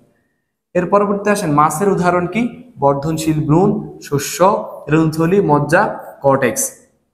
প্লেট মনে রাখবেন হচ্ছে প্লেটের 2টা তল থাকে। তাহলে যাদের যাদের 2টা তল থাকে তারাই হচ্ছে প্লেটের উদাহরণ। যেমন পাতা, পাতার কয়টা তল, 2টা তল থাকে, তাহলে পাতা প্লেটের উদাহরণ। আর হচ্ছে এদিকে লক্ষ্য করেন, বর্ধিষ্ণু বহির দিকে না তাকায় ত্বকের দিকে তাকাবেন। ত্বক থাকলে সেটা কি, প্লেট, কারণ ত্বকেরও 2টা তল, বাহিরের দিক বহিত্বক, অন্তত্বক। তাহলে হচ্ছে ত্বক কিসের উদাহরণ, প্লেটের উদাহরণ। এর পাশে রিব। রিবে লক্ষ্য করবেন হচ্ছে বর্ধিষ্ণু শব্দটার দিকে খুঁজবেন। যেমন বর্ধিষ্ণু থাকলে হচ্ছে সেটা হচ্ছে রিব। বর্ধিষ্ণু মানে কি, মনে রাখবেন হচ্ছে বর্ধিষ্ণু মনে রাখার জন্য যে বর্ধিষ্ণু একদিকে বাড়তেছে, বর্ধিষ্ণু মানে কি একদিকে বাড়তেছে। আর আরেকটা শব্দ রিবের সাথে মিল রেখে রশ্মি, রিব রশ্মি। তাহলে রশ্মি শব্দ থাকলে হচ্ছে সেটি কিসের উদাহরণ? রিবের উদাহরণ। এরপর আসেন হচ্ছে কাজ অনুসারে। তাহলে কাজ অনুসারে হচ্ছে প্রোটোডার্ম, প্রোক্যাম্বিয়াম এবং গ্রাউন্ড মেরিস্টেম। এর মধ্যে থেকে দেখেন প্রোটোডার্মে হচ্ছে ডার্ম থেকে ডার্মিস, তাহলে ডার্মিস মানে কি? ত্বক। তাহলে এটার কাজ কি? ত্বক সৃষ্টি করা, মূল কাণ্ড শাখা প্রশাখার ত্বক তৈরি করবে। প্রোক্যাম্বিয়াম, দেখেন এখানে ক্যাম্বিয়াম শব্দটা আছে, আমরা ক্যাম্বিয়াম কই পাইছিলাম? জাইলেম এবং ফ্লোয়েমের মাঝখানে কি পাইছিলাম? ক্যাম্বিয়াম। তাহলে লক্ষ্য করেন ক্যাম্বিয়ামের কাজ কি হতে পারে? 1 নাম্বার জাইলেম সৃষ্টি করা, 2 নাম্বার ফ্লোয়েম সৃষ্টি করা, 3 নাম্বার ক্যাম্বিয়াম সৃষ্টি করা। শেষ। গ্রাউন্ড মেরিস্টেমের কাজ কি? গ্রাউন্ড মেরিস্টেমের কাজ হচ্ছে গ্রাউন্ড টিস্যু তন্ত্রের মেইন পার্টগুলো তৈরি করা, যেমন কর্টেক্স, মজ্জা, মজ্জারশ্মি। এর পরবর্তীতে আসেন হচ্ছে স্থায়ী টিস্যুর কাজ, বৈশিষ্ট্য আমরা পড়ে ফেলছি। এখন আসেন স্থায়ী টিস্যুর প্রকারভেদ। তাহলে স্থায়ী টিস্যুর এগুলো আপনারা 9-10 থেকে পড়ে আসতেছেন, যেমন কি কি আছে? সরল টিস্যু, জটিল টিস্যু, ক্ষরণকারী বা নিঃস্রাবী টিস্যু। সরলের মধ্যে কি আছে? Parenchyma, কুলেনকাইমা, sclerenchyma. আর জটিলের মধ্যে জাইলেম, ফ্লোয়েম। ক্ষরণকারীর মধ্যে তরুক্ষী টিস্যু এবং হচ্ছে গ্রন্থি টিস্যু। এর পরবর্তীতে আসেন হচ্ছে টিস্যু তন্ত্র। তাহলে টিস্যু তন্ত্র কয় ধরনের আছে? 3 ধরনের টিস্যু তন্ত্র আছে। এপিডার্মাল, এটার আরেকটা নাম হচ্ছে ত্বকীয়, আরেকটা নাম হচ্ছে কিউটিকুলার টিস্যু তন্ত্র। আচ্ছা, গ্রাউন্ড টিস্যু তন্ত্র, ভিত্তি টিস্যু তন্ত্র, আরেকটা নাম হচ্ছে আদি টিস্যু তন্ত্র। ভাস্কুলার টিস্যু তন্ত্র, পরিবহন টিস্যু তন্ত্র, আরেকটা নাম হচ্ছে ফ্যাসিকুলার। ভাস্কুলার, ফ্যাসিকুলার নামের সাথে মিল আছে কিন্তু, ফ্যাসিকুলার টিস্যু তন্ত্র। এরপর আসেন এদের উৎপত্তি জানতে হবে। যেমন এপিডার্মাল টিস্যু তন্ত্রের উৎপত্তি কোন জায়গা থেকে? উৎপত্তি হচ্ছে প্রাইমারি শীর্ষক ভাজক টিস্যু থেকে, সব ভাজক টিস্যু থেকে, ঠিক আছে। আর গ্রাউন্ড টিস্যু তন্ত্রের উৎপত্তি থেকে পেরিপ্লাম ভাজক টিস্যু থেকে। আচ্ছা, ভাস্কুলার টিস্যু তন্ত্র উৎপত্তি যদি আসে তাহলে ওটাই বলবেন, যেমন প্রোক্যাম্বিয়ামটা বলবেন, ঠিক আছে। প্রোক্যাম্বিয়াম থেকে, প্রোক্যাম্বিয়াম থেকে উৎপত্তি, ঠিক আছে। তাহলে এই তিনটা করে নাম এবং উৎপত্তিটা আমাদেরকে জানতে হবে। এরপর আসা হচ্ছে এপিডার্মাল টিস্যু তন্ত্র। তাহলে এপিডার্মাল টিস্যু তন্ত্রের মধ্যে মেইনলি আমরা দুটো জিনিস দেখি, একটা হচ্ছে ত্বক, এপিডার্মিসের উপাঙ্গ, এবং হচ্ছে পত্র রন্ধ্রগুলা। লক্ষ্য করেন ত্বকের ক্ষেত্রে কাণ্ড এবং পাতার ত্বককে বলা হয় এপিডার্মিস, আর মূলের ত্বককে বলা হয় এপিব্লেমা। মূলের ত্বককে কি বলা হয়? এপিব্লেমা। মূল, ব্লেমা মূল, ঠিক আছে, মূলে ব্লেমা। আর উপাঙ্গ থাকবে, এপিডার্মিসের উপাঙ্গ আছে, আর কি আছে? রন্ধ্র আছে। রন্ধ্রের মধ্যে 2টা রন্ধ্র, যেমন পত্ররন্ধ্র এবং পানিপত্ররন্ধ্র। এরপর আসেন এপিডার্মিসটা নিয়ে আমরা একটু কথা বলি। তাহলে এপিডার্মিসটা সাধারণত এক সারি কোষ দ্বারা গঠিত হয়। আচ্ছা, কিন্তু কোনো কোনো ক্ষেত্রে এটা একাধিক সারি কোষ দ্বারা গঠিত হইতে পারে, যেমন হচ্ছে বট, অশ্বত্থ এবং পাকুড়। তাহলে এটা মনে রাখার জন্য একটা সিনারিও মাথায় রাখবেন, যে একটা বট গাছ, বট গাছের নিচে একজন অসৎ ব্যক্তি বসে আছে, আর বট গাছের সামনে আছে একটা পুকুর। তাহলে দেখবেন এই 3টা জিনিস আপনি কোরিলেট করতে পারবেন, আপনার ভালো মনে থাকবে। তাহলে বট গাছ, তার নিচে একজন অসৎ ব্যক্তি বসে আছে, সামনে আছে একটা পুকুর। শেষ। 3 সারি কোষ দ্বারা কোথায় গঠিত হয়? করবিতে। করবিতে মনে রাখবেন কবর। তাহলে কবর মেইনলি কত হাত খোঁড়া হয়? কবর হচ্ছে 3 হাত খোঁড়া হয় বা 3.5 হাত খোঁড়া হয়। তাহলে 3 দিয়ে মনে রাখবেন, 3-এ কবর, করবি।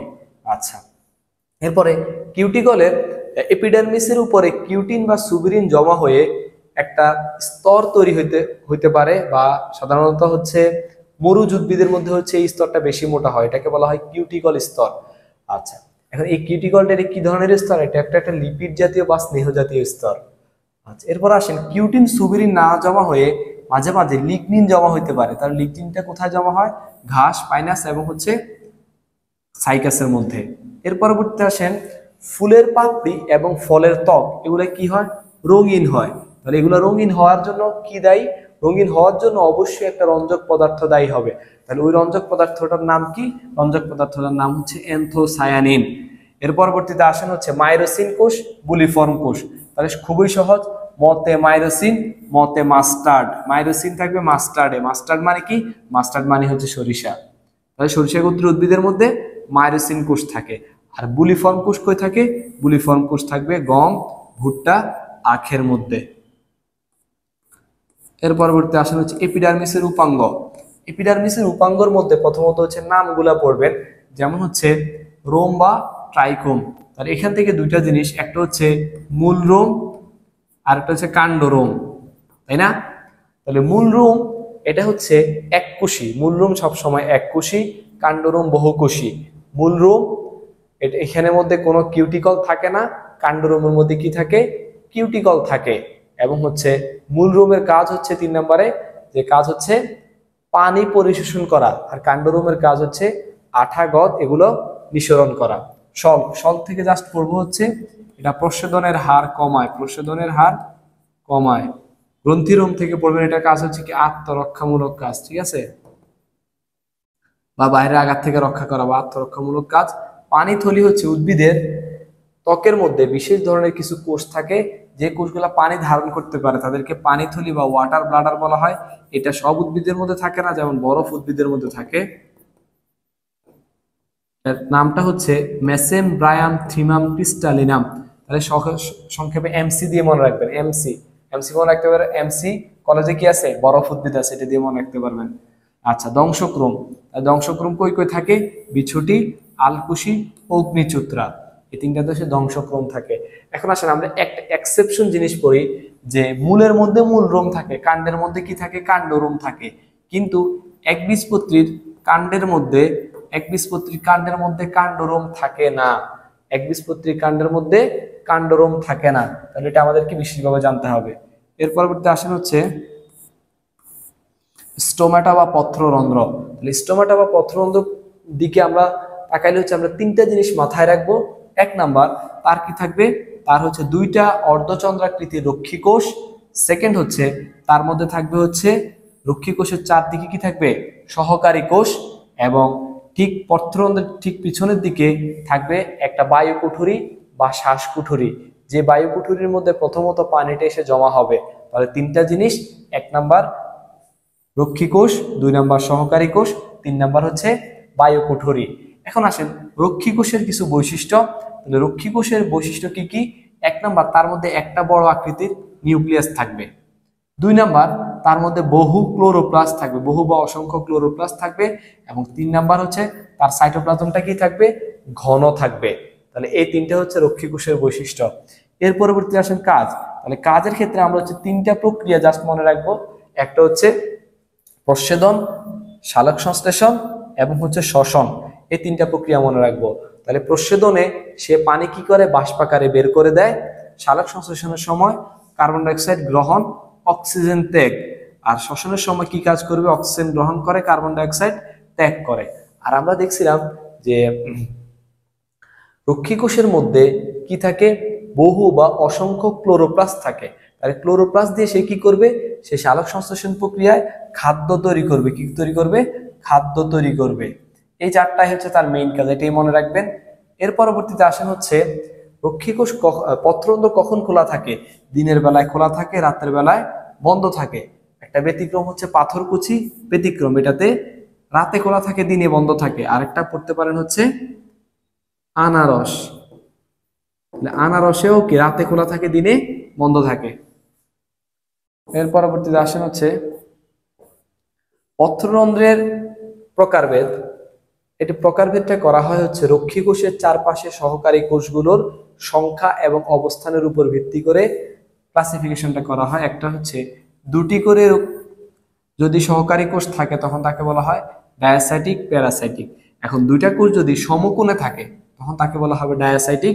2টা কোষ যদি সমান্তরালে থাকে তখন তাকে বলা হয় প্যারাসাইটিক। 3টা সহকারী কোষ থাকলে তাকে বলা হয় অ্যানিসোসাইটিক। 4টা সহকারী কোষ থাকলে তাকে বলা হয় টেট্রাসাইটিক। অনেকগুলো যদি হচ্ছে রেডিয়ালি লম্বা কোষ থাকে তখন তাকে বলা হয় অ্যাক্টিনোসাইটিক। আর সহকারী কোষগুলোকে যদি সাধারণ ত্বকীয় কোষ থেকে পার্থক্য করা বা পৃথক করা না যায় তখন তাকে বলা হয় অ্যানোমোসাইটিক। তাহলে এই 3টা জিনিস ভালো করে মনে রাখবেন, যে অ্যানিসোসাইটিক মানে 3, অ্যাক্টিনোসাইটিক মানে অনেকগুলো রেডিয়ালি লম্বালম্বিভাবে থাকবে, আর অ্যানোমোসাইটিক মানে হচ্ছে সহকারী কোষগুলোকে ত্বকীয় কোষ থেকে পার্থক্য করা যাবে না। এরপর আসলে হচ্ছে পানি পত্ররন্ধ্র বা হাইডাথোড। তাহলে আমরা পড়ছিলাম পত্ররন্ধ্র দিয়ে পানিটা বাষ্পাকারে বের হয়, কিন্তু পানি পত্ররন্ধ্র দিয়ে পানিটা কি আকারে বের হবে? তরল আকারে বের হবে। এই তরল আকারে পানি বের হওয়াটাকে বলা হয় গাটেশন। কি বলা হয়? গাটেশন। তাহলে গাটেশন কই ঘটবে? গাটেশন ঘটবে হচ্ছে ঘটকে। ঘটকে গাটেশন পড়বে। তাহলে ঘটক মানে কি? ঘাস, টমেটো, কচু, এই তিনটার মধ্যে আমরা হাইড্রাথোড বা পানি পত্ররন্ধ্র দেখব। এর পরবর্তীতে আসেন হচ্ছে এই চিত্রটার দিকে একটু লক্ষ্য করেন। এটা পানি পত্ররন্ধ্রের চিত্র। পানি পত্ররন্ধ্রের চিত্রের মধ্যে প্রথমত দেখেন যে এইটা একটু লক্ষ্য করেন, পানিটা পাতার কিনারায় চলে আসছে, ঠিক আছে, ফোঁটা ফোঁটা আকারে বা তরল আকারে বের হয়েছে। এখন পানিটা পরিশোষণ করে হচ্ছে মূল রোম। এই মূল রোম পানি পরিশোষণ করে মূল রোম থেকে পাতা পর্যন্ত পানিটা পরিবহন করে বা তলেকে পরিবহন করে হচ্ছে, তাহলে মূল রোম পর্যন্ত পানিটা তোলে হচ্ছে জাইলেম। তাহলে মনে রাখবেন, জাইলেমে জল, তাহলে জল পরিবহন করে কে? জাইলেম। আর ফ্লোয়েমে ফুড, ফুড বা খাদ্য, তাহলে খাদ্য পরিবহন করে হচ্ছে ফ্লোয়েম। আর জাইলেমের মেইনলি পানিটা নিচ থেকে উপর পর্যন্ত তোলে হচ্ছে ট্রাকিট। তাহলে এখানে যে টিস্যুগুলো দেখতেছেন হচ্ছে ট্রাকিট, ঠিক আছে। এখন ট্রাকিটের পরবর্তী যে সাদা সাদা বর্ণের কিছু কোষ দেখতেছেন, এই কোষের স্তরটাকে বলা হচ্ছে এপিথেম বা এপিথেলিয়াম। তাহলে পরীক্ষা আসতে পারে যে এপিথেম বা এপিথেলিয়াম কোথায় থাকে? কোথায় থাকে? পানি পত্ররন্ধ্র বা হাইড্রাথোডের মধ্যে থাকে। এর পরবর্তীতে আসেন হচ্ছে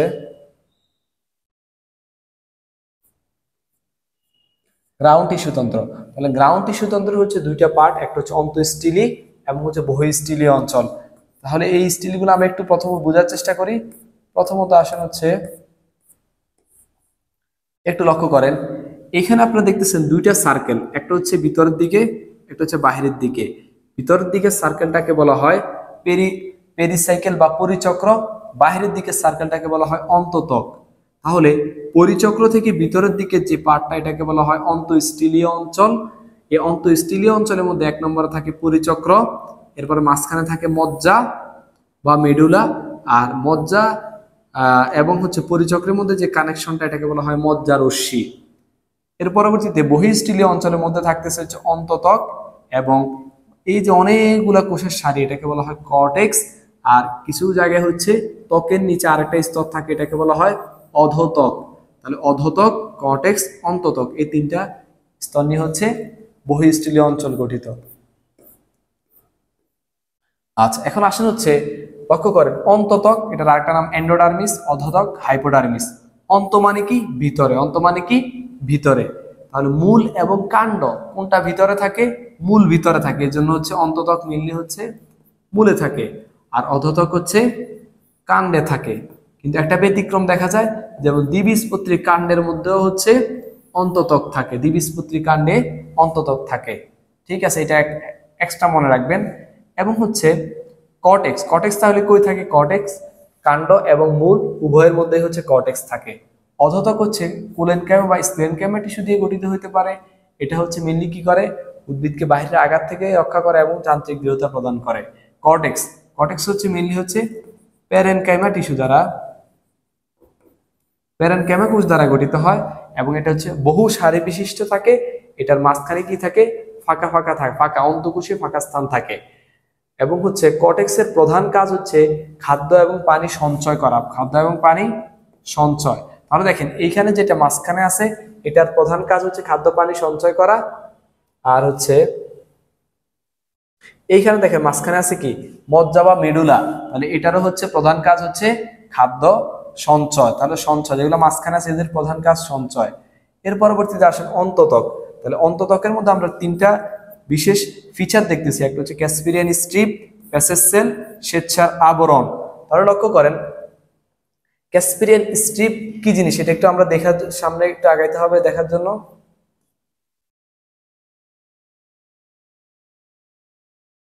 আচ্ছা, এই একটু লক্ষ্য করেন এখানের দিকে, আমরা যদি একটু লক্ষ্য করি ভিতরের দিকে যেই স্তরটা, এটাকে আমরা বলতেছি পরিচক্র। তাহলে বাইরের দিকে যেই সার্কেলটা, এটাকে আমরা কি বলবো? অন্ততক। তাহলে অন্ততকের কোষগুলার প্রস্থপ্রাচীরে দেখেন কি জমা হয়েছে? একটু কালো কালো হয়ে গেছে। তাহলে এইখানে মেনলি লিগনিন এবং সুবিরিন জমা হয়েছে, হওয়ার কারণে এটাকে দেখতে কেমন দেখা যায়? স্ট্রিপের মতো দেখা যায়। এই জিনিসটা সর্বপ্রথম লক্ষ্য করছেন বিজ্ঞানী ক্যাসপেরি, এজন্য তার নাম অনুসারে এটাকে বলা হয় ক্যাসপেরিয়ান স্ট্রিপ। এখন অন্তত্বকের কোষগুলা, কোনো কোষ যদি কোষের প্রস্থপ্রাচীর যদি প্রাচীরটা যদি পাতলা হতো বা পাতলা থাকে তখন তাকে বলা হয় প্যাসেজ সেল। আর অন্তত্বকের কোষগুলোর মধ্যে যদি শ্বেতসার, প্রাচীরের মধ্যে যদি শ্বেতসার বা স্টার্চ জমা হয় তখন তাকে কি বলা হয়, শ্বেতসার আবরণ। তাহলে আমরা তিনটা জিনিস পাইলাম, একটা হচ্ছে ক্যাসপিরিয়ান স্ট্রিপ, 2 নম্বর হচ্ছে প্যাসেজ সেল, 3 নম্বর হচ্ছে শ্বেতসার আবরণ। এগুলা কই থাকে? এগুলো হচ্ছে অন্তত্বকের মধ্যে থাকে, এগুলা অন্তত্বকের মধ্যে থাকে।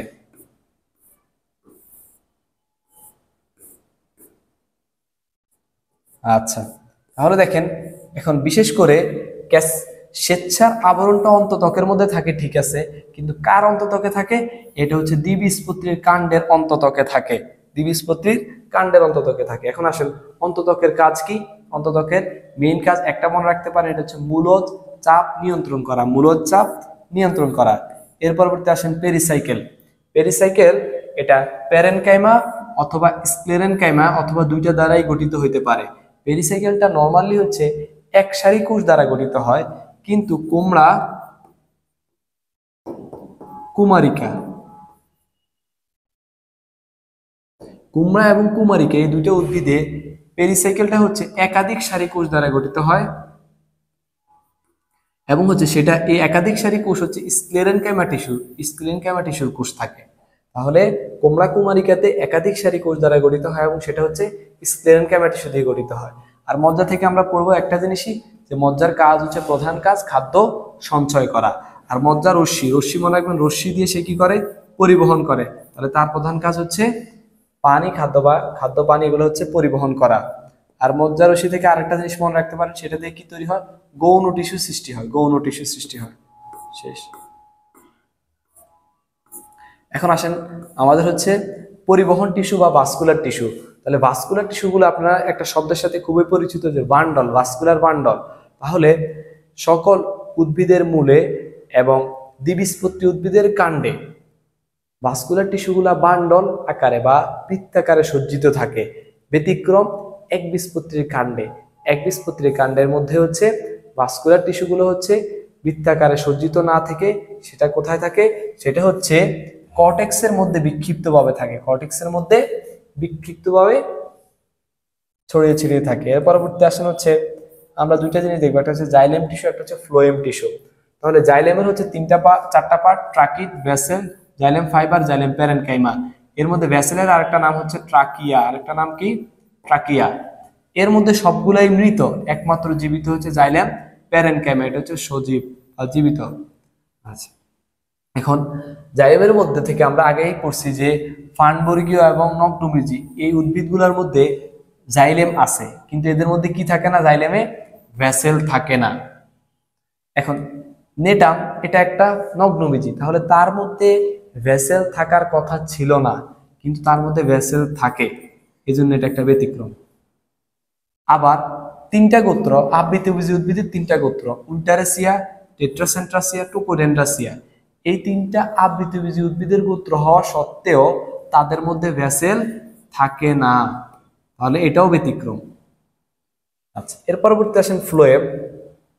ফ্লোয়েমের মধ্যে চারটা জিনিস থাকে, সিবনল, সঙ্গী কোষ, ফ্লোয়েম প্যারেনকাইমা, ফ্লোয়েম ফাইবার। তাহলে এর মধ্যে সবগুলাই জীবিত, একমাত্র মৃত হচ্ছে ফ্লোয়েম ফাইবার। এর পরবর্তীতে আসেন হচ্ছে পরিণত সিবনলের মধ্যে বা সিবকোষের মধ্যে কি থাকে না? নিউক্লিয়াস থাকে না। আর নগ্নবীজী উদ্ভিদের মধ্যে আমরা যখন নগ্নবীজী পড়ছি সেখানে পড়ে আসছি, নগ্নবীজির ফ্লোয়েমে কি থাকে না? সঙ্গী কোষ থাকে না। আর সেকেন্ডারি ফ্লোয়েমে অবস্থিত ফাইবারকে কি বলা হয়? বাস্ট ফাইবার বলা হয়, ঠিক আছে। আর পাটের আঁশ কি? পাটের আঁশ হচ্ছে একটা বাস্ট ফাইবার। এখন ফ্লোয়েমের মাথার উপরে যদি হচ্ছে স্ক্লেরেনকাইমা টিস্যু থাকে, ফ্লোয়েমের মাথার উপরে যদি স্ক্লেরেনকাইমা টিস্যু থাকে তখন তাকে কি বলা হয়? হার্ট বাস বা গুচ্ছ টুপি। তাহলে মনে রাখবেন মাথার মধ্যে কি আছে? টুপি আছে, সেখান থেকে মাথায় যে এই শব্দটা আসলে সেখানে কি আসবে? গুচ্ছ টুপি বা হার্ট বাস্ট, ঠিক আছে। এর পরবর্তী আসেন হচ্ছে আমরা আরেকটা জিনিস পড়ি, সেটা হচ্ছে ভেসেল নিয়ে। একটা ভেসেল যদি সরু গর্তযুক্ত হয় তখন ওই জাইলেমটাকে বলা হয় প্রোটোজাইলেম। ভেসেলটা যদি কোনো জাইলেমের বড় গর্তযুক্ত হয় তখন তাকে বলা হয় মেটাজাইলেম। তাহলে একটা হচ্ছে মেটাজাইলেম, একটা হচ্ছে প্রোটোজাইলেম।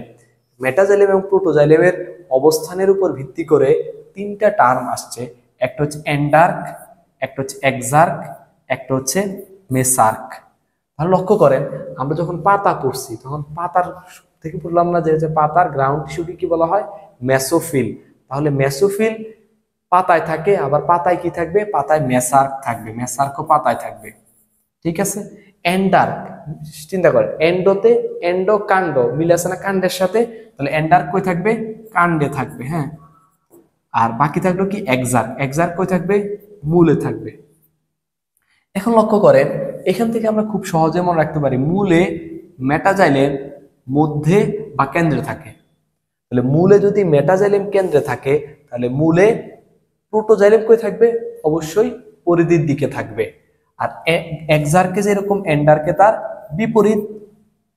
তাহলে এখানে কেমন হবে, এখানে হবে, এখানে যদি মেটাজাইলেম মধ্যে থাকে এখানে মেটাজাইলেম পরিধির দিকে থাকবে এবং প্রোটোজাইলেম কেন্দ্রে থাকবে।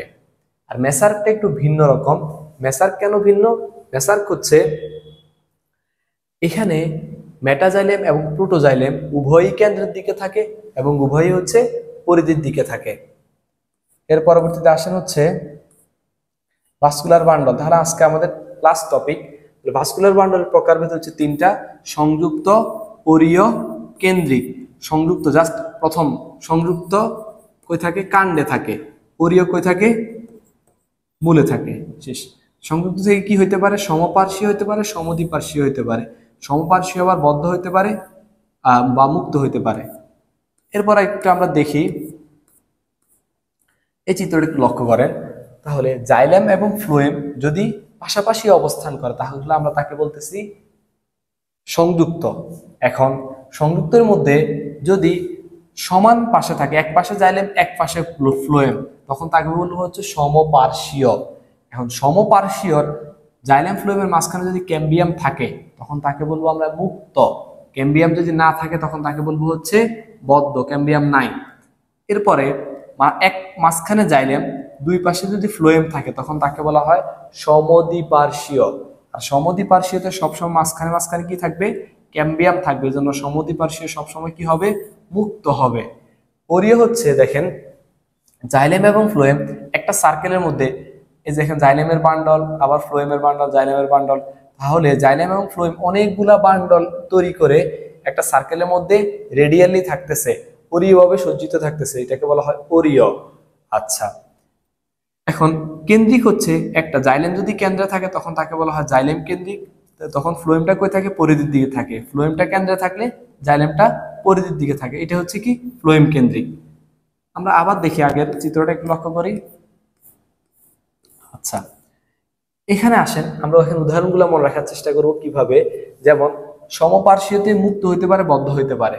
তাহলে এখানে মনে রাখবো হচ্ছে একটা সিনের কথা মনে রাখবো যে হচ্ছে, মনে করেন আপনি একটা রুমের মধ্যে দুইজন ব্যক্তিকে যদি বাঁধা রাখতে চান তাহলে দুইজন ব্যক্তি হলে সে কি হয়ে যাবে, মুক্ত হয়ে যাবে, তাদেরকে বাঁধা রাখা যাবে না, এটা মনে রাখবেন। কিন্তু একজন হলে তাকে কি করে রাখা যাবে, বদ্ধ করে রাখা যাবে। তাহলে একজন ব্যক্তি হলে সে কি থাকবে, বদ্ধ। দুইজন হয়ে গেলে তারা কি হয়ে যাবে, মুক্ত, তাই না? এর পরবর্তী আসন হচ্ছে নগ্নবীজির ক্ষেত্রে মনে রাখতে পারেন যে রাস্তায় যে পাগলরা ঘোরাফেরা করে, এরা কিভাবে ঘোরাফেরা করে, এরা হচ্ছে মুক্তভাবে ঘোরাফেরা করে, এবং যে পাগলদের হচ্ছে জামা কাপড় ঠিক থাকে না। তাহলে আমরা এইভাবে বলতে পারি যে নগ্ন ব্যক্তি কি অবস্থায় ঘোরাফেরা করে, মুক্ত অবস্থায় ঘোরাফেরা করে। এই জন্য হচ্ছে নগ্নবীজির কি ধরনের ভাস্কুলার বান্ডল, মুক্ত। বুঝা গেল? তাহলে দুইজন ব্যক্তি হলে মুক্ত, নগ্নবীজি হলে হচ্ছে কি মুক্ত, আর একজন ব্যক্তি হলে সে কি থাকবে, বদ্ধ থাকবে। আর সমদ্বিপার্শ্বীয়তে মনে রাখতে পারি সমদ্বিখণ্ডিত কথা মনে রাখবো, সমদ্বিখণ্ডিত কলস। সমদ্বিখণ্ডিত কলস, কতে কুমড়া, লতে লাউ, শতে শশা। এর পাশে মূল, তাহলে অরীয় সবসময় কোথায় থাকবে, মূলে থাকবে। এখন এই মূলটা যদি একবীজপত্রী মূল হয় তখন তাতে ভাস্কুলার বান্ডল 6 এর বেশি থাকবে। মূলটা যদি দ্বিবীজপত্রী মূল হয় ভাস্কুলার বান্ডল 5 এর কম থাকবে। নরমালি হচ্ছে 2 থেকে 4 থাকে। ক্লিয়ার? এর পরবর্তীতে আসেন হচ্ছে হেড্রোসেন্ট্রিক বা জাইলেম কেন্দ্রিক। তাহলে জাইলেমটা কেন্দ্রে থাকলে জাইলেমের সাথে জলের সাথে কোন শব্দের মিল আছে, হাইড্রো বা হেড্রো মিল আছে, ঠিক আছে? তাহলে জাইলেম হচ্ছে হেড্রোসেন্ট্রিক। আর ফ্লোয়েম হচ্ছে লেপ্টোসেন্ট্রিক। তাহলে একটা মনে রাখলে আরেকটা মনে রাখা সহজ হবে। এরপর আসেন এটার উদাহরণ কি, সংক্ষেপে মনে রাখবেন হচ্ছে পিএসএল। পিএসএল মানে কি, পাকিস্তান সুপার লিগ না। এখন আমরা এটার ভিন্ন মিনিং পড়বো, যে পিতে টেরিস, এসতে সেলাজিনেলা, এলতে লাইকোপোডিয়াম। আর ফ্লোয়েম কেন্দ্রিক বা হচ্ছে লেপ্টোসেন্ট্রিক পড়তে পারেন হচ্ছে ড্রাসেনা ইয়োকা। এটা কিভাবে পড়বেন, ডক্টর ডক্টর ইউনুস, ঠিক আছে, ড্রাসেনা ইয়োকা। এটা হচ্ছে লেপ্টোসেন্ট্রিক। এই হচ্ছে মোটামুটি আজকের আমাদের টপিক। এখন হচ্ছে আপনারা হচ্ছে আপনাদের বইয়ের শেষে যেমন একবীজপত্রীর বৈশিষ্ট্য, একবীজপত্রীর কাণ্ডের বৈশিষ্ট্য, একবীজপত্রীর মূলের বৈশিষ্ট্য, দ্বিবীজপত্রীর কাণ্ডের বৈশিষ্ট্যগুলো আলাদা করে দেওয়া আছে। এই সবগুলোই কিন্তু আমাদের ভিতরে যখন আমরা পড়ছি মোটামুটি সবগুলোই পড়া চলে আসছে। জাস্ট আপনি হচ্ছে এখানে কম্পাইল করে দেওয়া আছে, এটা আবার পড়বেন, তাহলে দেখবেন হচ্ছে আপনার মনে রাখা আরো ভালো, মানে মনে রাখতে আরো বেশি সুবিধা হবে। তাহলে দেখেন হচ্ছে একবীজপত্রীর মূলের অন্তর্গঠনের, তাহলে মূল হইলে আমরা জানি হচ্ছে কি কিউটিকল, কি মূলে কি থাকবে না, কিউটিকল থাকবে না। এবং মূলে কি থাকে, মূলে হচ্ছে কি থাকবে না, মূলে সবসময় অন্ততক থাকে, মূলে কি থাকে না, অধতক থাকে না। এর পরবর্তীতে এখান থেকে আমরা বিশেষভাবে পড়তে পারি হচ্ছে যে মূলে কি থাকবে, মূলে এন্ডার্ক না এক্সার্ক, তাহলে মূলে অবশ্যই কি থাকবে, এক্সার্ক থাকবে। এক্সার্কে কি হয়, মেটাজাইলেম কেন্দ্রের দিকে, প্রোটোজাইলেম কই থাকে, পরিধির দিকে থাকে। এবং মূলে ভাস্কুলার বান্ডল কেমন, পরীয়। এটা যেহেতু একবীজপত্রী মূল, তাহলে বান্ডল সংখ্যা কত, 6 এর বেশি হবে, তাই না। এবং হচ্ছে তার পরিচক্র কি, এক সারি কোষ দিয়ে গঠিত, ঠিক আছে। তাহলে আর মজ্জাটা কি থাকে, বৃহৎ থাকে। এই তো এগুলো জাস্ট এগুলো আমরা ভিতরে পড়ে আসছি, এখন হচ্ছে আবার কম্পাইল করে দেওয়া আছে, আপনি আবার পড়তে পারেন। এরপর হচ্ছে একবীজপত্রীর কাণ্ড। তাহলে একবীজপত্রীর কাণ্ডের মধ্যে দুইটা জিনিস আমরা স্পেসিফিক ফিচার করছি। একটা হচ্ছে একবীজপত্রীর কাণ্ডে কাণ্ডরোম থাকে না। আরেকটা করছি একবীজপত্রী কাণ্ডের মধ্যে ভাস্কুলার টিস্যুগুলা বান্ডল আকারে না থেকে তারা কর্টেক্সের মধ্যে বিক্ষিপ্তভাবে থাকে, তাই না। তাহলে এখানে দেখেন যে কাণ্ডরোম থাকে না, এবং হচ্ছে যেহেতু তো কাণ্ড, তাহলে কি আছে, কিউটিকল উপস্থিত থাকবে। এবং হচ্ছে কাণ্ডের মধ্যে কি থাকবে, অন্ততক না অধতক, অবশ্যই কি থাকবে, অধতক থাকবে। এবং হচ্ছে সেটা কি দিয়ে, স্ক্লেনকাইমা টিস্যু দিয়ে গঠিত। আর হচ্ছে ভাস্কুলার টিস্যুগুলো বলছিলাম কি, এটা কোথায় থাকে, বিক্ষিপ্তভাবে কর্টেক্সের মধ্যে বিক্ষিপ্তভাবে সজ্জিত থাকে। আর এখান থেকে বিশেষ যে জিনিসটা মনে রাখবেন সেটা হচ্ছে, যেহেতু কাণ্ড, কাণ্ড হলে এটা কি হবে, এখানে কি হবে, এন্ডার্ক হবে। এন্ডার্ক মানে কি, মেটাজাইলেম পরিধির দিকে, প্রোটোজাইলেম কেন্দ্রের দিকে। আর জাইলেম থেকে বিশেষভাবে পড়বো হচ্ছে এখানে জাইলেমটা ওয়াই বা ভি আকৃতির থাকে। এই জিনিসটা আমাদের জন্য বেশি গুরুত্বপূর্ণ, ঠিক আছে। আর এটা তো আমরা জানি যে হচ্ছে যদি কাণ্ড হয়, একবীজপত্রী হলে, কাণ্ড হলে কি সংযুক্ত, তাহলে একবীজপত্রী হলে কি একজন ব্যক্তি বলছে কি থাকবে, বদ্ধ থাকবে, ঠিক আছে, সংযুক্ত সমপার্শ্বীয়। আচ্ছা ঠিক আছে, তাহলে একদম আপনাদের বইয়ের শেষের দিকে যে কয়টা পার্থক্য দেওয়া আছে পার্থক্যগুলো পড়বেন। পার্থক্যগুলো পড়লে ভিতরের যে জিনিসগুলো পড়ছেন এগুলো হচ্ছে আপনার মাথায় আরো ভালোভাবে হচ্ছে বসে যাবে। তো আজকের মতো হচ্ছে এতটুকু। আশা করি হচ্ছে যা কিছু হচ্ছে মোটামুটি ইম্পর্টেন্ট ছিল এই দুটো অধ্যায় থেকে, এগুলো আমরা আলোচনা করছি। আশা করি হচ্ছে কারা কোনো হচ্ছে সমস্যা হবে না। এবং হচ্ছে এই জিনিসগুলো হচ্ছে আপনারা ভালো করে পড়বেন। আর আমি হচ্ছে যেই জিনিসগুলো বেশি ফোকাস করছি বা হচ্ছে বেশি জোর দিছি, ওই জিনিসগুলো আপনি একটু বেশি ফোকাস দিয়ে পড়ার চেষ্টা করবেন। আর এক্সট্রা হচ্ছে যারা হচ্ছে ফার্স্ট টাইমার আছেন বা সেকেন্ড টাইমাররা, সবাই হচ্ছে বিশেষ করে বইটা ভালো করে পড়ার চেষ্টা করবেন, ঠিক আছে।